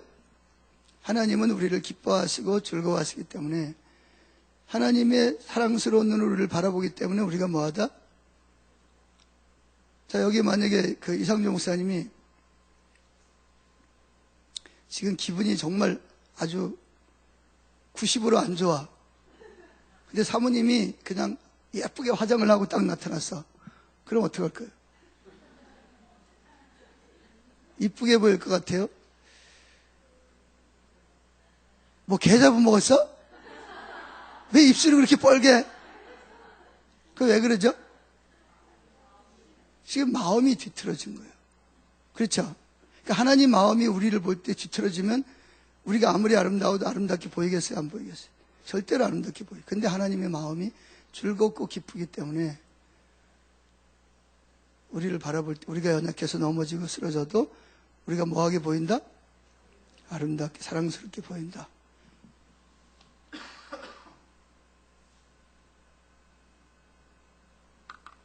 네 번째가 뭐라 그랬죠? 창조할 때부터 하나님은 아들을 위해서 저와 여러분들을 무엇으로? 신부로 저와 여러분들을 뭐 했기 때문에? 창조했기 때문에. 아멘.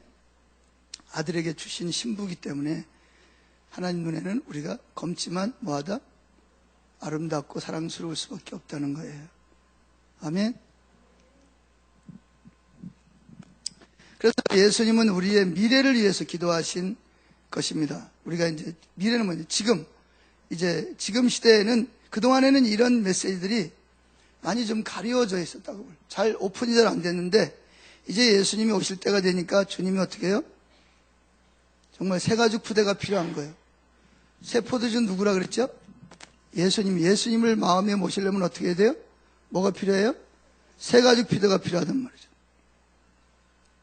그러니까 재림하시는 예수님을 정말 모시고 그분과 함께 영원히 다스리려면 새로운 가죽 푸대가 필요하기 때문에 그렇다는 거예요. 아멘. 자, 그래서 지금 예수님이 이렇게 말씀하시는 거예요. 아버지 당신이 나를 사랑하신 그 사랑으로 나를 사랑할 백성이 있게 될 것이라고 나에게 약속하셨습니다. 이 말은 뭐냐? 근본적으로 예수님은 아버지께서 아들을 향한 아버지의 사랑을 초자연적인 능력으로 우리에게 부어주시도록 기도하는 거예요. 즉, 저와 여러분들이 내가 누구냐?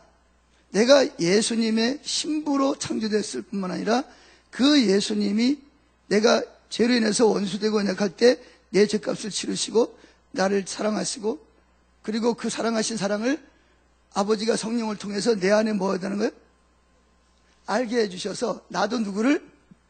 예수님을 단순한 하나님 주여가 아니라 누구로? 신랑으로서 예수님을 사랑할 수 있게 당신이 약속을 했으니까 그 약속을 이제 뭐 해달라는 거예요? 성취해달라는 거예요. 이게 지금 그 기도예요. 이해하시겠어요? 아버지가 약속하셨으니까 그 창세전부터 나하고 약속한 약속을 이제 어떻게 해달라는 거예요? 그 사랑을 우리 속에 넣어주시라는 거예요. 그래서 우리가 더 이상 내가 주여 주여가 아니라 뭘로? 신랑으로 내가 당신을 사랑할 수 있다. 이 내용을 가장 잘 말해주고 있는 게 뭐냐면 호세아 2장입니다. 자, 호세아 2장. 이게 앞으로 되어질 일을 지금 예언하고 있는 거죠.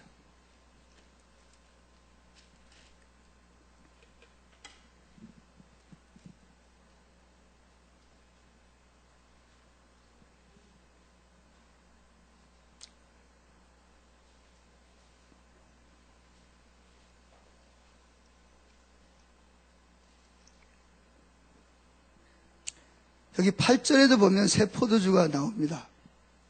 자, 8절 시작. 곡식과 새 포도주와 기름은 내가 그에게 준 것이요 그들이 바알을 위하여 쓴 은과 금도 내가 준 것이라. 자, 이제 이런 내용이 여기 나옵니다. 나오는데 제가 지금 그걸 이야기를 하려는 게 아니라 14절 이하에 보면 정말 기가 막힌 그런 이야기가 나옵니다. 자, 14절부터 읽어보겠습니다. 시작. 그러므로 보라 내가 그를 타인이 거친 들로 데리고 가서 말로 이러하고. 누구를? 예수님이 이스라엘 백성들과 결혼했단 말이에요. 근데 그들이 나를 뭐하고? 버리고 누구처럼? 호세아의 부인이 누구죠? 고멜처럼 다른 남자한테 갔단 말이에요. 그런데 신랑 대신 하나님은 누구를 못 잊어서? 우리를 못 잊어서 찾아오신 거예요. 찾아오셔서 뭐라 그래요? 그래서 고멜 부인이 어디로 팔려갔죠? 나중에 창녀촌에 팔려갔어요. 그렇죠? 이건 실화입니다. 실제적으로 히스토리예요. 하나님이 호세아에게 와가지고 뭐라 그러죠? 네 부인이 어디 창녀촌에 어느 포주한테 얼마에 팔려갔으니까 뭐해서? 돈을 준비해가지고 가서 거기다가 이자까지 포함해서 포주에게 가가지고 누굴 달라? 고멜을 도로 달라 그래라. 왜? 내가 여전히 뭐한다? 고멜을 사랑한다. 그러니까 고멜을 내 부인이니까 원래 자리로 돌려달라. 그랬더니 포주가 뭐라 그래요? 그럼 돈 내놔라. 그랬더니 뭐라 그래요? 돈 여기 있다. 돈을 주고 뭐 하는 거예요? 고멜을 사오죠. 사와서 뭐라 그래요? 데리고 나가서 당신이 그랬음에도 불구하고 내가 누구만 사랑하겠다? 난 당신의 여자인데 아내고 나는 여전히 당신의 신랑이니까 앞으로는 좀 그러지 말고 잘 살자. 그렇게 하지, 그죠? 호세아에게. 근데 그건 지금 뭐 하는 거예요? 예표로 말하는 거예요. 호세아에게 뭘 가르쳐 주는 거예요? 하나님의 마음이 너도 좀 알라는 거예요. 여기서 호세아는 누굴 상징하는 거예요? 하나님을 상징하는 거예요. 고멜은 누굴 상징하는 거예요? 하나님의 백성들을 상징하는 거예요. 자, 14절 다시. 그러므로 보라 내가 그를 타일러 거친 들로 데리고 가서 말로 이러하고 거기서 비로소 그의 포도원을 그에게 주고 아굴골짜기로 소망의 문을 삼아 주리니 소망의 문. 그가 거기서 응대하기를 어렸을 때와 애굽 땅에서 올라오던 날과 같이 하리. 즉 출애굽할 때와 같이 하리라.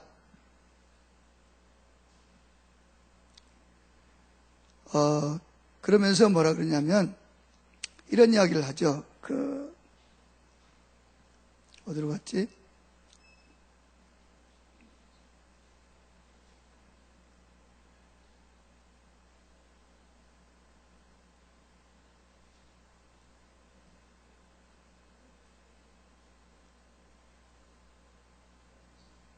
어디로 갔어?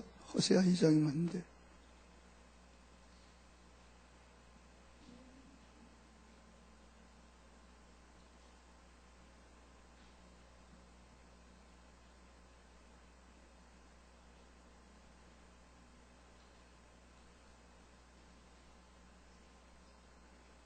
결혼하리란 말이 어디 있죠?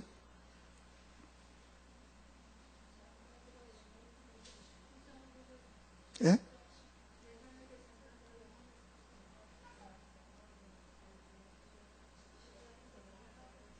몇 절이요? 18절? 19절입니다. 19절. 죄송합니다. 자, 19절 시작. 내가 내게 장가들어 영원히 살되 공의와 정의와 은총과 긍휼이 여김으로 내게 장가들며 진실함으로 내게 장가들리니 내가 여호와를 알리라. 누구를 알리라? 여기서 말하는 여호와는 어떤 여호와예요? 내가 허물이 많고 다른 남자에게 갔어도, 내가 당신을 배반하고 다른 남자의 아내가 됐어도 여전히 나를 뭐하는, 나를 아내로서 신부로서 사랑하는 신랑, 그 하나님을 뭐하게 하리라? 알게 하겠다. 그런 하나님이죠. 근데 그거 말고 또 있는데 어디로 갔어? 내가 너를 사랑하리라, 그런 내용이 어디 갔죠? 1장인가?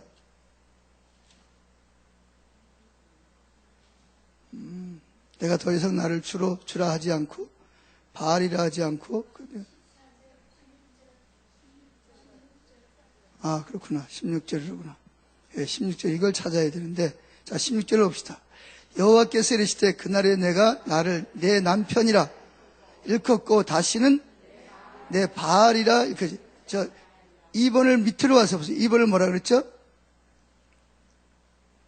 맨 마이너로 보면 내라는 옆에 이자가 있죠, 그죠? 그 내라는 말이, 바알이라는 말이 무슨 뜻이에요? 맨 밑으로 내려와서 보세요. 주인이란 뜻이죠, 주인. 주인이라는 말은 뭐냐면, 지금까지는 네가 나를 뭘로 알았다? 주인이라는 말은 주 하나님으로 나를 고백했단 말이에요. 그러니까 구약시대에는 하나님을 뭘로만 알았다? 주 여호와로만 알았단 말이에요. 근데 신약시대가 되면 더 이상 나를 주인이라, 주라고 부르지 않고 뭐라고 부를 것이다? 예? 그렇죠. 나를 신랑으로 내가 나를 알게 될 것이다. 그 이야기를 하는 거예요. 이해가 되세요? 이게 성령님 오셔서 역사를 하셔야 돼요. 이게 구약, 이 험프대가 이게 바뀌어야 되는데, 자, 다시 16절. 여호와께서 이르시되 그날에는 내가 나를 내 남편, 즉 신랑이라 일컫고 다시는 내 바알이라. 바알이라는 말은 무슨 뜻이에요? 우상을 말하는 게 아니고 두려운 하나님. 전능하시고 거룩하시고 두려운 하나님으로만 지금까지 네가 알았지만, 앞으로는 나를 뭘로 할 것이다? 신랑으로. 내가 너를 사랑하는, 내가 너를 이렇게 안아주고 친밀한 교제를 나누는 무엇으로? 신랑으로 내가 너에게 계시리라, 그런 얘기입니다. 그 다음에 12절. 내가 바알들을, 여기 바알은 뭐라 그랬어요? 아까? 주인. 내가 바알들이, 즉 네가 지금까지 나를 부르던 주인으로 알고 있는 그 이름이 너의 입에서 제거하여 다시는 네가 나를 주인이라고 부르지 않을 것이다. 거룩하시고 전능하신 주 여호와여, 그게 아니고 이제 그렇게 부르지 않고 뭐라고 부를 것이다? 저는 당신의 사랑스러운 신부가 왔습니다. 나는 당신의 사랑스러운 자입니다. 자, 목사님 일로 와보세요. 여기서 보세요. 여기 이제 목사님이 하나님이셔. 내가 이제 구약적 사람이야. 하나님께 나가려면 어떻게 나가야 돼요? 잘 나가는 게 잘 돼야 안 돼요? 잘 안 돼요. 왜? 무서운 하나님이잖아요. 공의의 하나님, 거룩하신 하나님. 나를 돌아봅니다. 내가 나갈 자격이 있나 없나. 문고를 잡고 잘 나가져야 안 나가져요? 지금 이걸 말하는 거예요. 너희들이 지금까지 나를 그렇게 알았다는 거예요. 내 앞에 감이 나왔다 못 나왔다? 잘못 나오면 어떻게 해요? 바로 죽는 거예요. 제사장도 죽는 거예요. 그죠? 맞아요? 틀려요? 근데 신약에는 그게 아니야. 주님, 굿모닝, 할렐루야, 저 왔습니다. 사랑합니다, 주님. 자, 두 개가 달라요, 똑같아요? 들어가세요. 하나는 무슨 하나님? 구약적 하나님. 하나는 신약적. 이해가 되세요? 그리고 여러분은 어디에 속한 거예요? 오늘 갑자기 바뀌었네.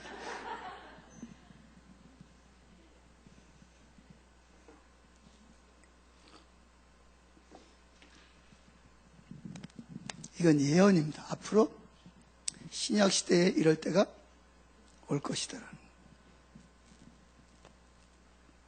아시겠어요? 내가 바알들의 이름을 그의 입에서 제거하여 다시는 그의 이름을 기억하여 부르는 일이 없게 하리라. 그날에는 내가 그들을 위하여 들짐승과 공중의 새와 땅의 곤충과 더불어 언약을 맺으며, 이게 무슨 언약이죠? 새 언약입니다. 또 이 땅에서 활과 칼을 꺾어 전쟁을 없이 하고 그들로 평안히 눕게 하리라.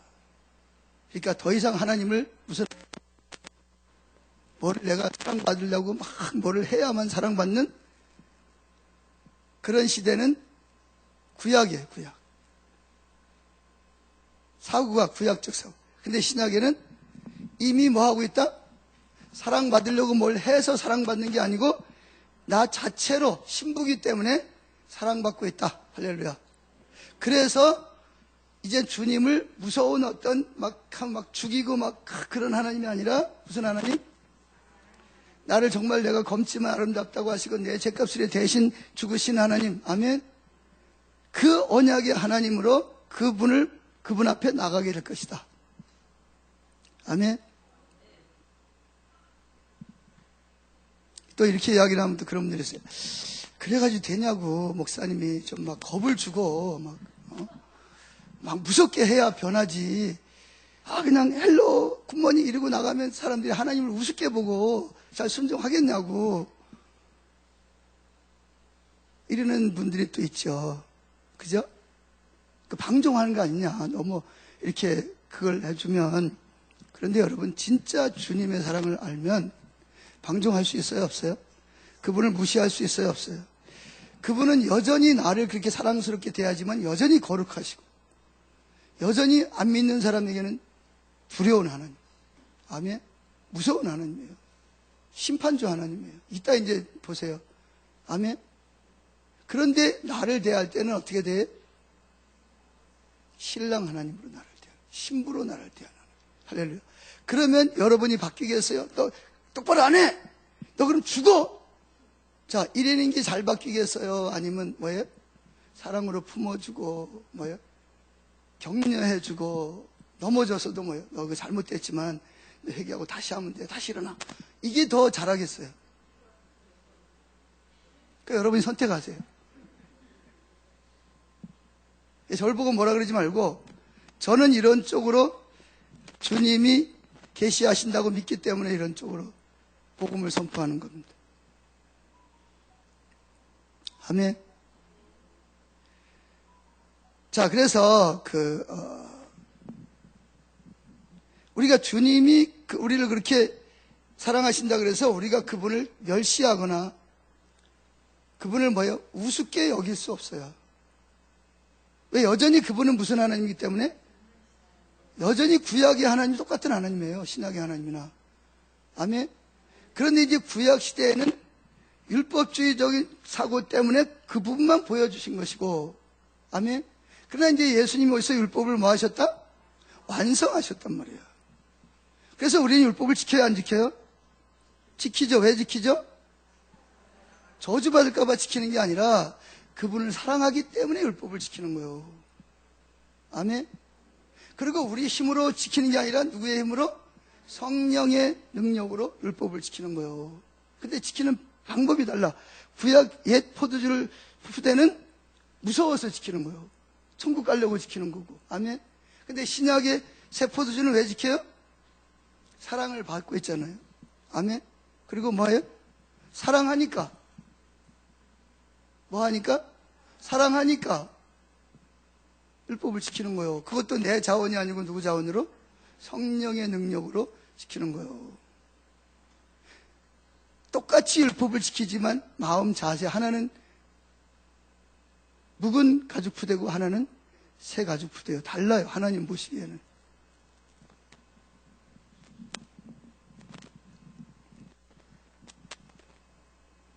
아시겠어요? 그래서 아버지께서 그리스도의 사랑하시는 그 사랑에는 그 어떤 사랑과도 비교될 수 없을 만큼 강렬한 사랑에 사로잡힌 자발적인 연인들을 일으켜 주시라고 아버지께 기도하는 내용이 바로 무슨 기도 내용이다? 요한복음 17장에 대제사장으로서 십자가를 앞에 놓고 마지막으로 하는 기도다. 그래서 이 세상에 예수님이 재림해서 종말이 오기 전에 이 기도가 응답될까요? 안 될까요? 반드시 기도가 응답되리라고 확신합니다.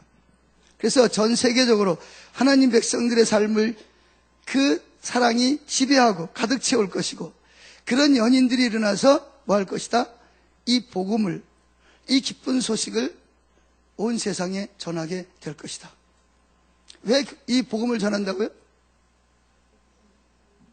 기쁨으로 이 소식을 전하는 거예요. 내가 예수 믿고 나니까 너무 좋은 거예요. 너무 행복해. 근데 저 사람이 그걸 예수를 사랑을 잘 몰라. 불쌍해, 안 불쌍해? 불쌍해. 그러니까 그에게 좋은 걸 주고 싶어요? 안 주고 싶어요? 정말 저도 이것을 알면 너무 행복해서 내가 예수 믿고 너무 행복하다. 난 너도 나처럼 행복하면 좋겠어. 너도 좀 예수 좀 믿어. 이게 바로 전도라는 거예요. 이게 전도. 아시겠어요? 이걸 전하는 게 전도요. 복음을 전하는, 기쁜 소식을 전하는 거예요. 할렐루야. 그러면 여러분 지금보다 주님을 위해서 헌신하는 것이 몇 배 더 열정을 가지고 헌신할 수 있어요. 마리아처럼. 마르다는 친밀함이 없이 일을 하다 보니까 분주하죠. 염려, 근심되죠. 그리고 항상 선이 그어져 있어요. 근데 마리아는 뭐예요? 주님의 발 앞에 앉아서 주님이 누군지를 알고, 그분이 신랑을 알고, 그분을 신랑을 위해서 아까운 게 있어요? 없어요? 없어요. 그 자기의 모든 걸 다 주는 거죠. 근데 억지로 줬어요? 기쁨으로 줬어요? 기쁨으로, 자원함으로. 이게 바로 주님이 예수님 아버지께 기도하는 이런 신부들을 세워달라는 거예요. 여러분이 다 그런 신부로 바뀌게 해달라는 거예요. 그래서 내가 누구냐? 나는 하나님의 뭐다? 연인이다. 이렇게 말할 수 있는. 그래서 자원해서 주님과 함께 멍에를 매는. 아멘. 그래서 핍박이 오고 환란이 와도 그 핍박과 환란이 이거를 빼앗아갈 수 있어요? 없어요? 못 뺏어가는 거. 그런 신부의 세대 교회를 세워달라고 뭐 하는 거예요? 기도하고 있고, 그 기도는 반드시 뭐 할 것이다? 응답될 것이라는 거죠. 그래서 아들 예수님을 향한 그 아버지의 거룩한 열정이 저와 여러분에게 가득 차게 돼요. 그 새 가족 부대에 그 열정이 가득 찬 거예요. 그래서 우리는 내가 누군지를 알기 때문에 나도 누굴 사랑해요? 그 신랑 예수님을 너무 보고 싶은 거예요. 더 알고 싶은 거예요. 아멘. 그래서 하나님의 얼굴을 구하는 거다. 근데 이거 없이 하나님의 얼굴을 구하라니까 재미가 있어야 얼굴을 구하지. 예? 의무감으로 하는 게 한계가 있는 거지. 그런데 이거를 알면 그냥 자다가도 뭐예요? 그분만 생각하면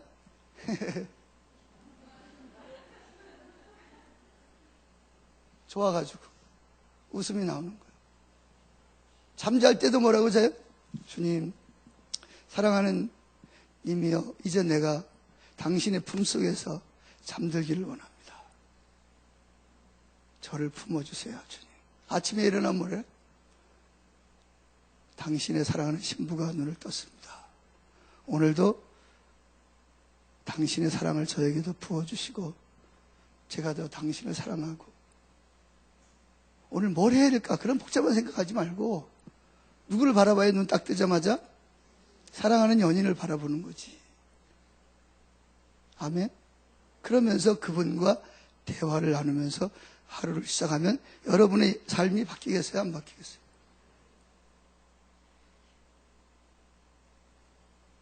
그런데 그냥 얼굴 구해라. 구해야 되는 건 알지. 누군 모르나? 근데 별로 재미가 없는데. 그러니까 얼굴 구하는 거는 맞는데, 여기 얼굴 구하라는 말 의미 속에는 이 복음이 같이 들어있다는 거예요. 아멘. 두 번째, 성령과 신부입니다. 자, 요한계시록 22장 17절 한번 찾아보세요. 시간이 벌써 저렇게 가가지고 이제 설교 시작하는데, 요한계시록 22장 17절. 저는 참 이 설교하는 게 너무 재밌어요. 너무 즐거워요.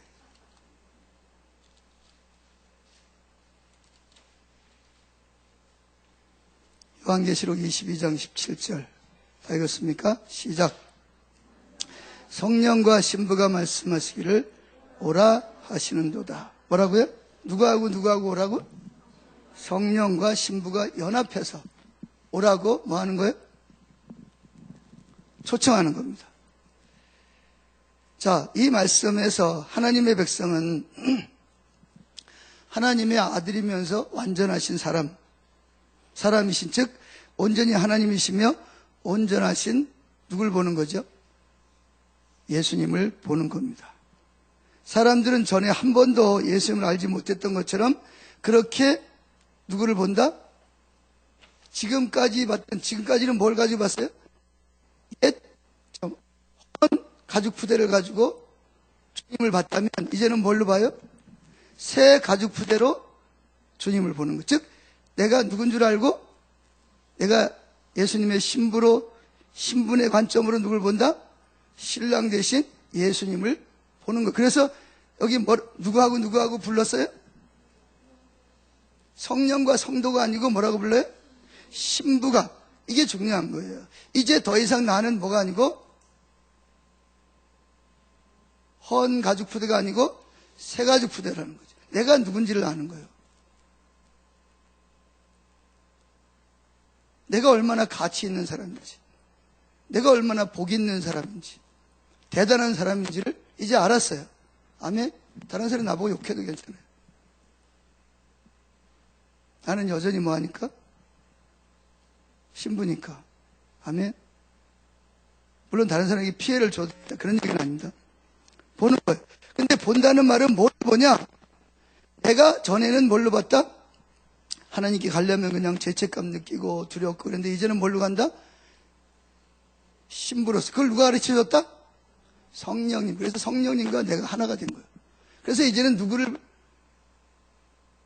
성령과 신부가 뭐가 됐어요? 이제 성령을 통해서 내가 신부인 것을 깨닫게 됐어요. 그래서 오라. 왜 오라 그러죠? 이게 전도라니까, 전도. 내가 신부가 되고 보니까 예수 믿는 게 너무 재미있고 즐거워. 할렐루야. 너무 행복해. 자녀들에게 이걸 알게 하고 싶어요? 안 알게 하고 싶어요? 그래서 자녀들이 가르치라는 거예요. 그냥 억지로 그냥 가르치라는 게 아니라. 내가 먼저 성령 통해서 내가 신부임을 알고 예수님 신랑을 알게 되면 그 다음에 뭐하겠냐? 오라! 누구를? 당신들도 신부로서 누구를 만나라? 이제 헌 가죽 푸대 가지고 그러지 말고 뭘로? 신부로서 주님을 맞으러 나오라. 이게 전도예요. 막 다니면서 막 전도하는 거예요. 막 예수 천당. 예수 천당 그런 건 예수 안 믿으면 늘 지옥 간다. 그게 아니고 천국은 죽어서 가는 게 아니라 뭐다? 지금 예수님의 신부가 돼서 우리는 행복하게 살아야 된다. 빨리 와라. 이거예요. 할렐루야. 다음 주에 여러분들 좀 데리고 오세요. 좀 이렇게 이 소식을 전해주고 싶은 사람들이 있으면 좀 전해서 이렇게 좀 데리고 오세요. 뭐 싫으면 그냥 혼자 오셔도 되고.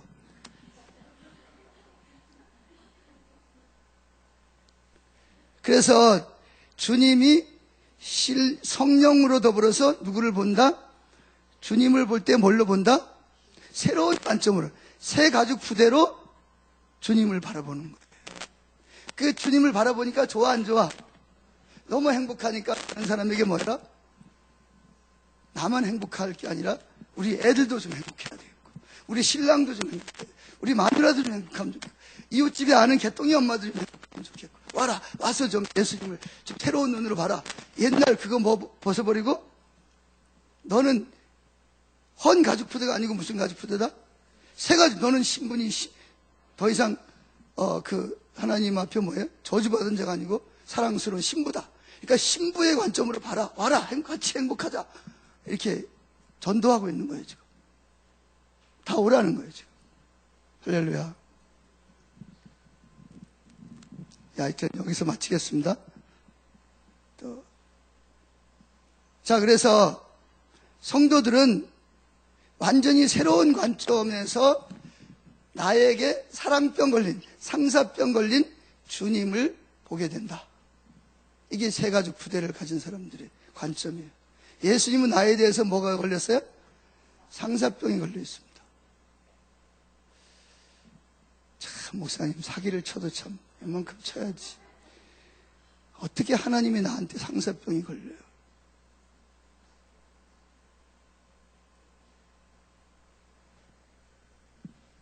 자, 아가서 4장 찾아보세요.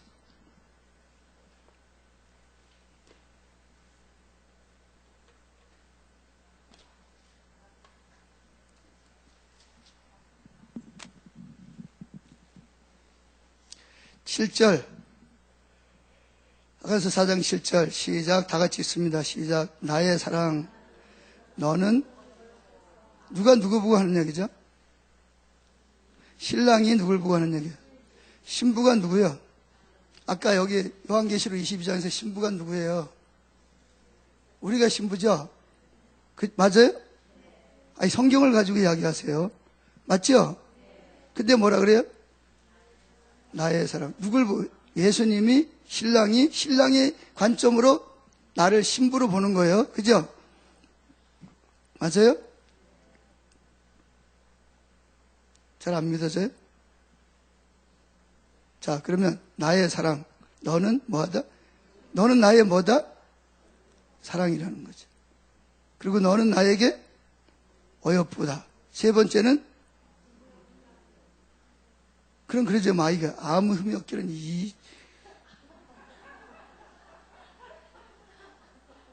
너 여기 오기 전에도 누구랑 싸우라고 왔잖아. 흠이 없기는 뭐가 흠이 없니? 마귀가 딱 그 소리 그럼 우리는 뭐라 그래야 돼? 맞아. 난 흠이 있어. 근데 누가? 예수님이 내 그거를 때문에 다 아버지께 뭘 치렀어? 값을 다 치르고 나를 깨끗게 하신 거야. 그래서 나는 아무 흠이 없어. 이렇게 말하면 사탄이 뭐라 그래요? 어떻게 알았지? 그럼 어디 가지 말라 그래요? 너 화해 집회 못 가게 해야 되겠다. 그러겠죠. 자, 다시 아가서 4장 7절 시작. 나의 사랑 너는 어여쁘고 아무 흠이 없구나. 8절 내 신부야 너는 레바논에서 나왔지. 그 다음에 9절 내 누이 내 신부야. 내가가 누구요? 신부인 내가 신랑인 예수님의 마음을 뭐 했다? 빼앗았구나. 빼앗았다는 말은 무슨 말이에요? 내 마음을 홀딱 다 뺏어갔다. 상사병이 걸리게 만들었단 말이에요. 아멘. 10절 시작. 내 누이 내 신부야. 내 사랑. 너도 나를 사랑한다는 거지. 내 사랑이 어찌 그리 아름다운지. 내 사랑은 포도주, 세상이 주는 즐거움보다 진하고 내 기름의 향기는 각양 향품보다 향기롭구나. 아멘. 자, 요한복음 3장 16절 하나님이 세상을 어떻게 사랑했다? 이처럼이 뭐죠? 독생자를 주시기까지 뭐했다? 사랑했다. 즉 너를 내 아들이 너희를 너무나 사랑하기 때문에 너희를 다시 내 신부로 회복하기 위해서 내가 너희들을 위해서 누굴 줬다? 내 아들을 십자가에다 내어줬단 말이에요. 근데 그 다음 말이 중요해. 누구든지 예수 믿으면, 예수 믿는다는 예수라는 이름 속에 뭐가 있다? 하나님의 성품, 사랑을 믿으면, 받아들이면 멸망하지 않고 뭘 얻는다? 영생을 얻는다. 그걸 받아들여야 돼요, 여러분들이. 맨날 구닥다리 헌 가죽 부대를 가지고 있으면 안 돼요. 새 가죽 부대를 받아들여야지. 새 예수를 믿으려면 새 가죽 부대가 준비돼야지. 근데 사탄은 우리를 어디다 묶어두려고 그래요?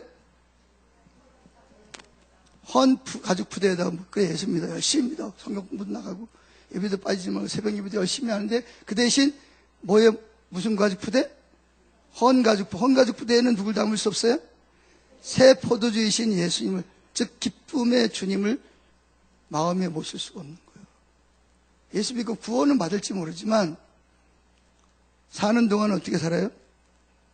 이게 죽지 못해서 예수 믿는 거예요. 이를 악물고 그냥 주먹을 불끈 쥐고 주여 믿습니다. 그런데 되는 건 하나도 없고 생명은 없고 죽을 지경이죠.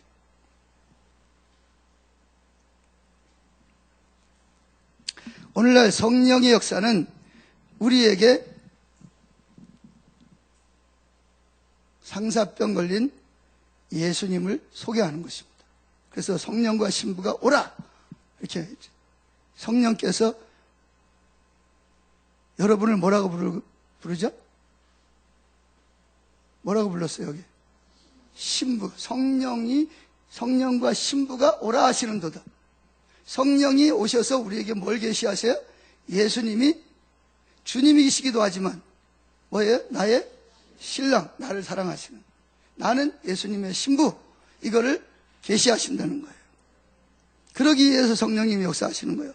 지금도 김영식 목사를 통해서 여러분에게 이걸 역사하고 있잖아요. 아멘.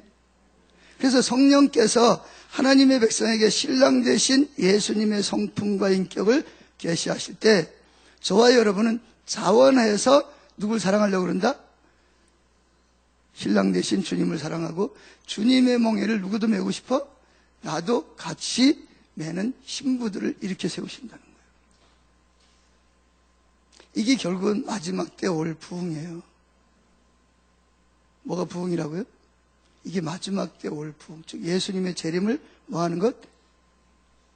준비된, 그리고 예수님의 재림을 기다리는 신부의 세대를 세우는 것이 마지막 때 임할 하나님의 부흥이에요. 저는 성경 여기저기서 얼마든지 그 증거를 찾을 수 있어요. 그냥 막연하게 옛날처럼 그런 부흥이 아니라 성령이 갑자기 오셔서 내가 누군지를 알게 하시는 거예요. 교회들이 더 이상 주님뿐만 아니라 나의 뭐다? 내가 예수님의 신부로구나. 사랑을 받고 있구나. 주님은 나를 사랑하시는구나. 나를 기뻐하시고 즐거워하시는 분이로구나. 그 마음이 바뀌어서 누구를? 예수님을 더 이상 주님이라고 부르지 않고 뭐라고 불러요?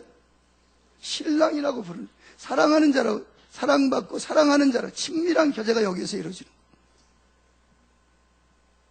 이게 바로 마지막 때 임할 부흥의 역사입니다. 여러분들이 이런 사고를 가지고 있어야 이 부흥이 올 때 부흥을 거절하거나 방해하지 않는 사람. 근데 옛 가죽 부대를 가지고 있으면 이제 이런 새로운 부흥이 올 때 여러분은 뭐하냐? 방해꾼이 되어버려요. 그런 부흥을 오히려 방해하고 막는 그런 사람이 될 수 있다는 걸 기억해야 돼요. 내가 나빠서 그런 게 아니에요. 내가 알고 있는 게 옛날 가죽 부대가 됐기 때문에, 관점이 그렇기 때문에. 그러니까 성령이 불이 일어나면 불 끌어다녀. 물 끄고 소방수로 씩 끄고. 어디 갔어? 불 끄는 거 어디 갔어? 하다 씩 하고 끄고. 불만 붙으면 끌어다니는 거예요.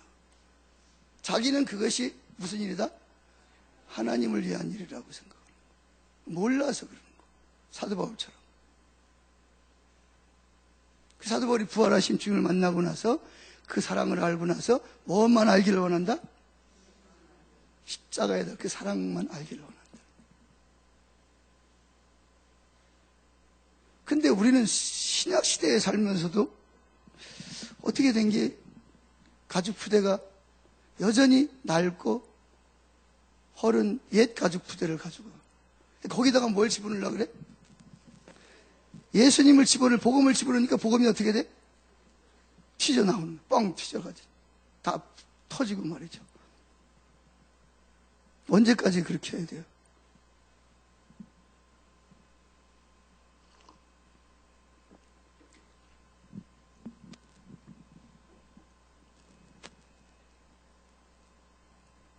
그래서 이런 성령을 통해서 내가 신부라는 사실을 발견할 새 가죽 부대가 될 때 앞으로 엄청난 그런 유혹과 핍박과 환란의 시기가 와도 새 가죽 부대는 절대로 뭐 하지 않는다? 주임을 부인하거나 주인을 모른다고 하거나 뭐예요? 그분을 버리지 않는다는 거죠. 성령께서 내가 신부인 것을 알게 하시는 그분이 그 사랑 때문에 나를 지탱해주고 보호해주고 막아주고 능력을 불어넣어주는 거예요. 그 성령이 내가 신부라는 계시를 통해서 나에게 그런 그 대환란 때를 견딜 수 있도록 능력으로 내게 불어넣어주는 겁니다. 아멘. 그러니까 여러분들은 환란이 오면 어떡하지?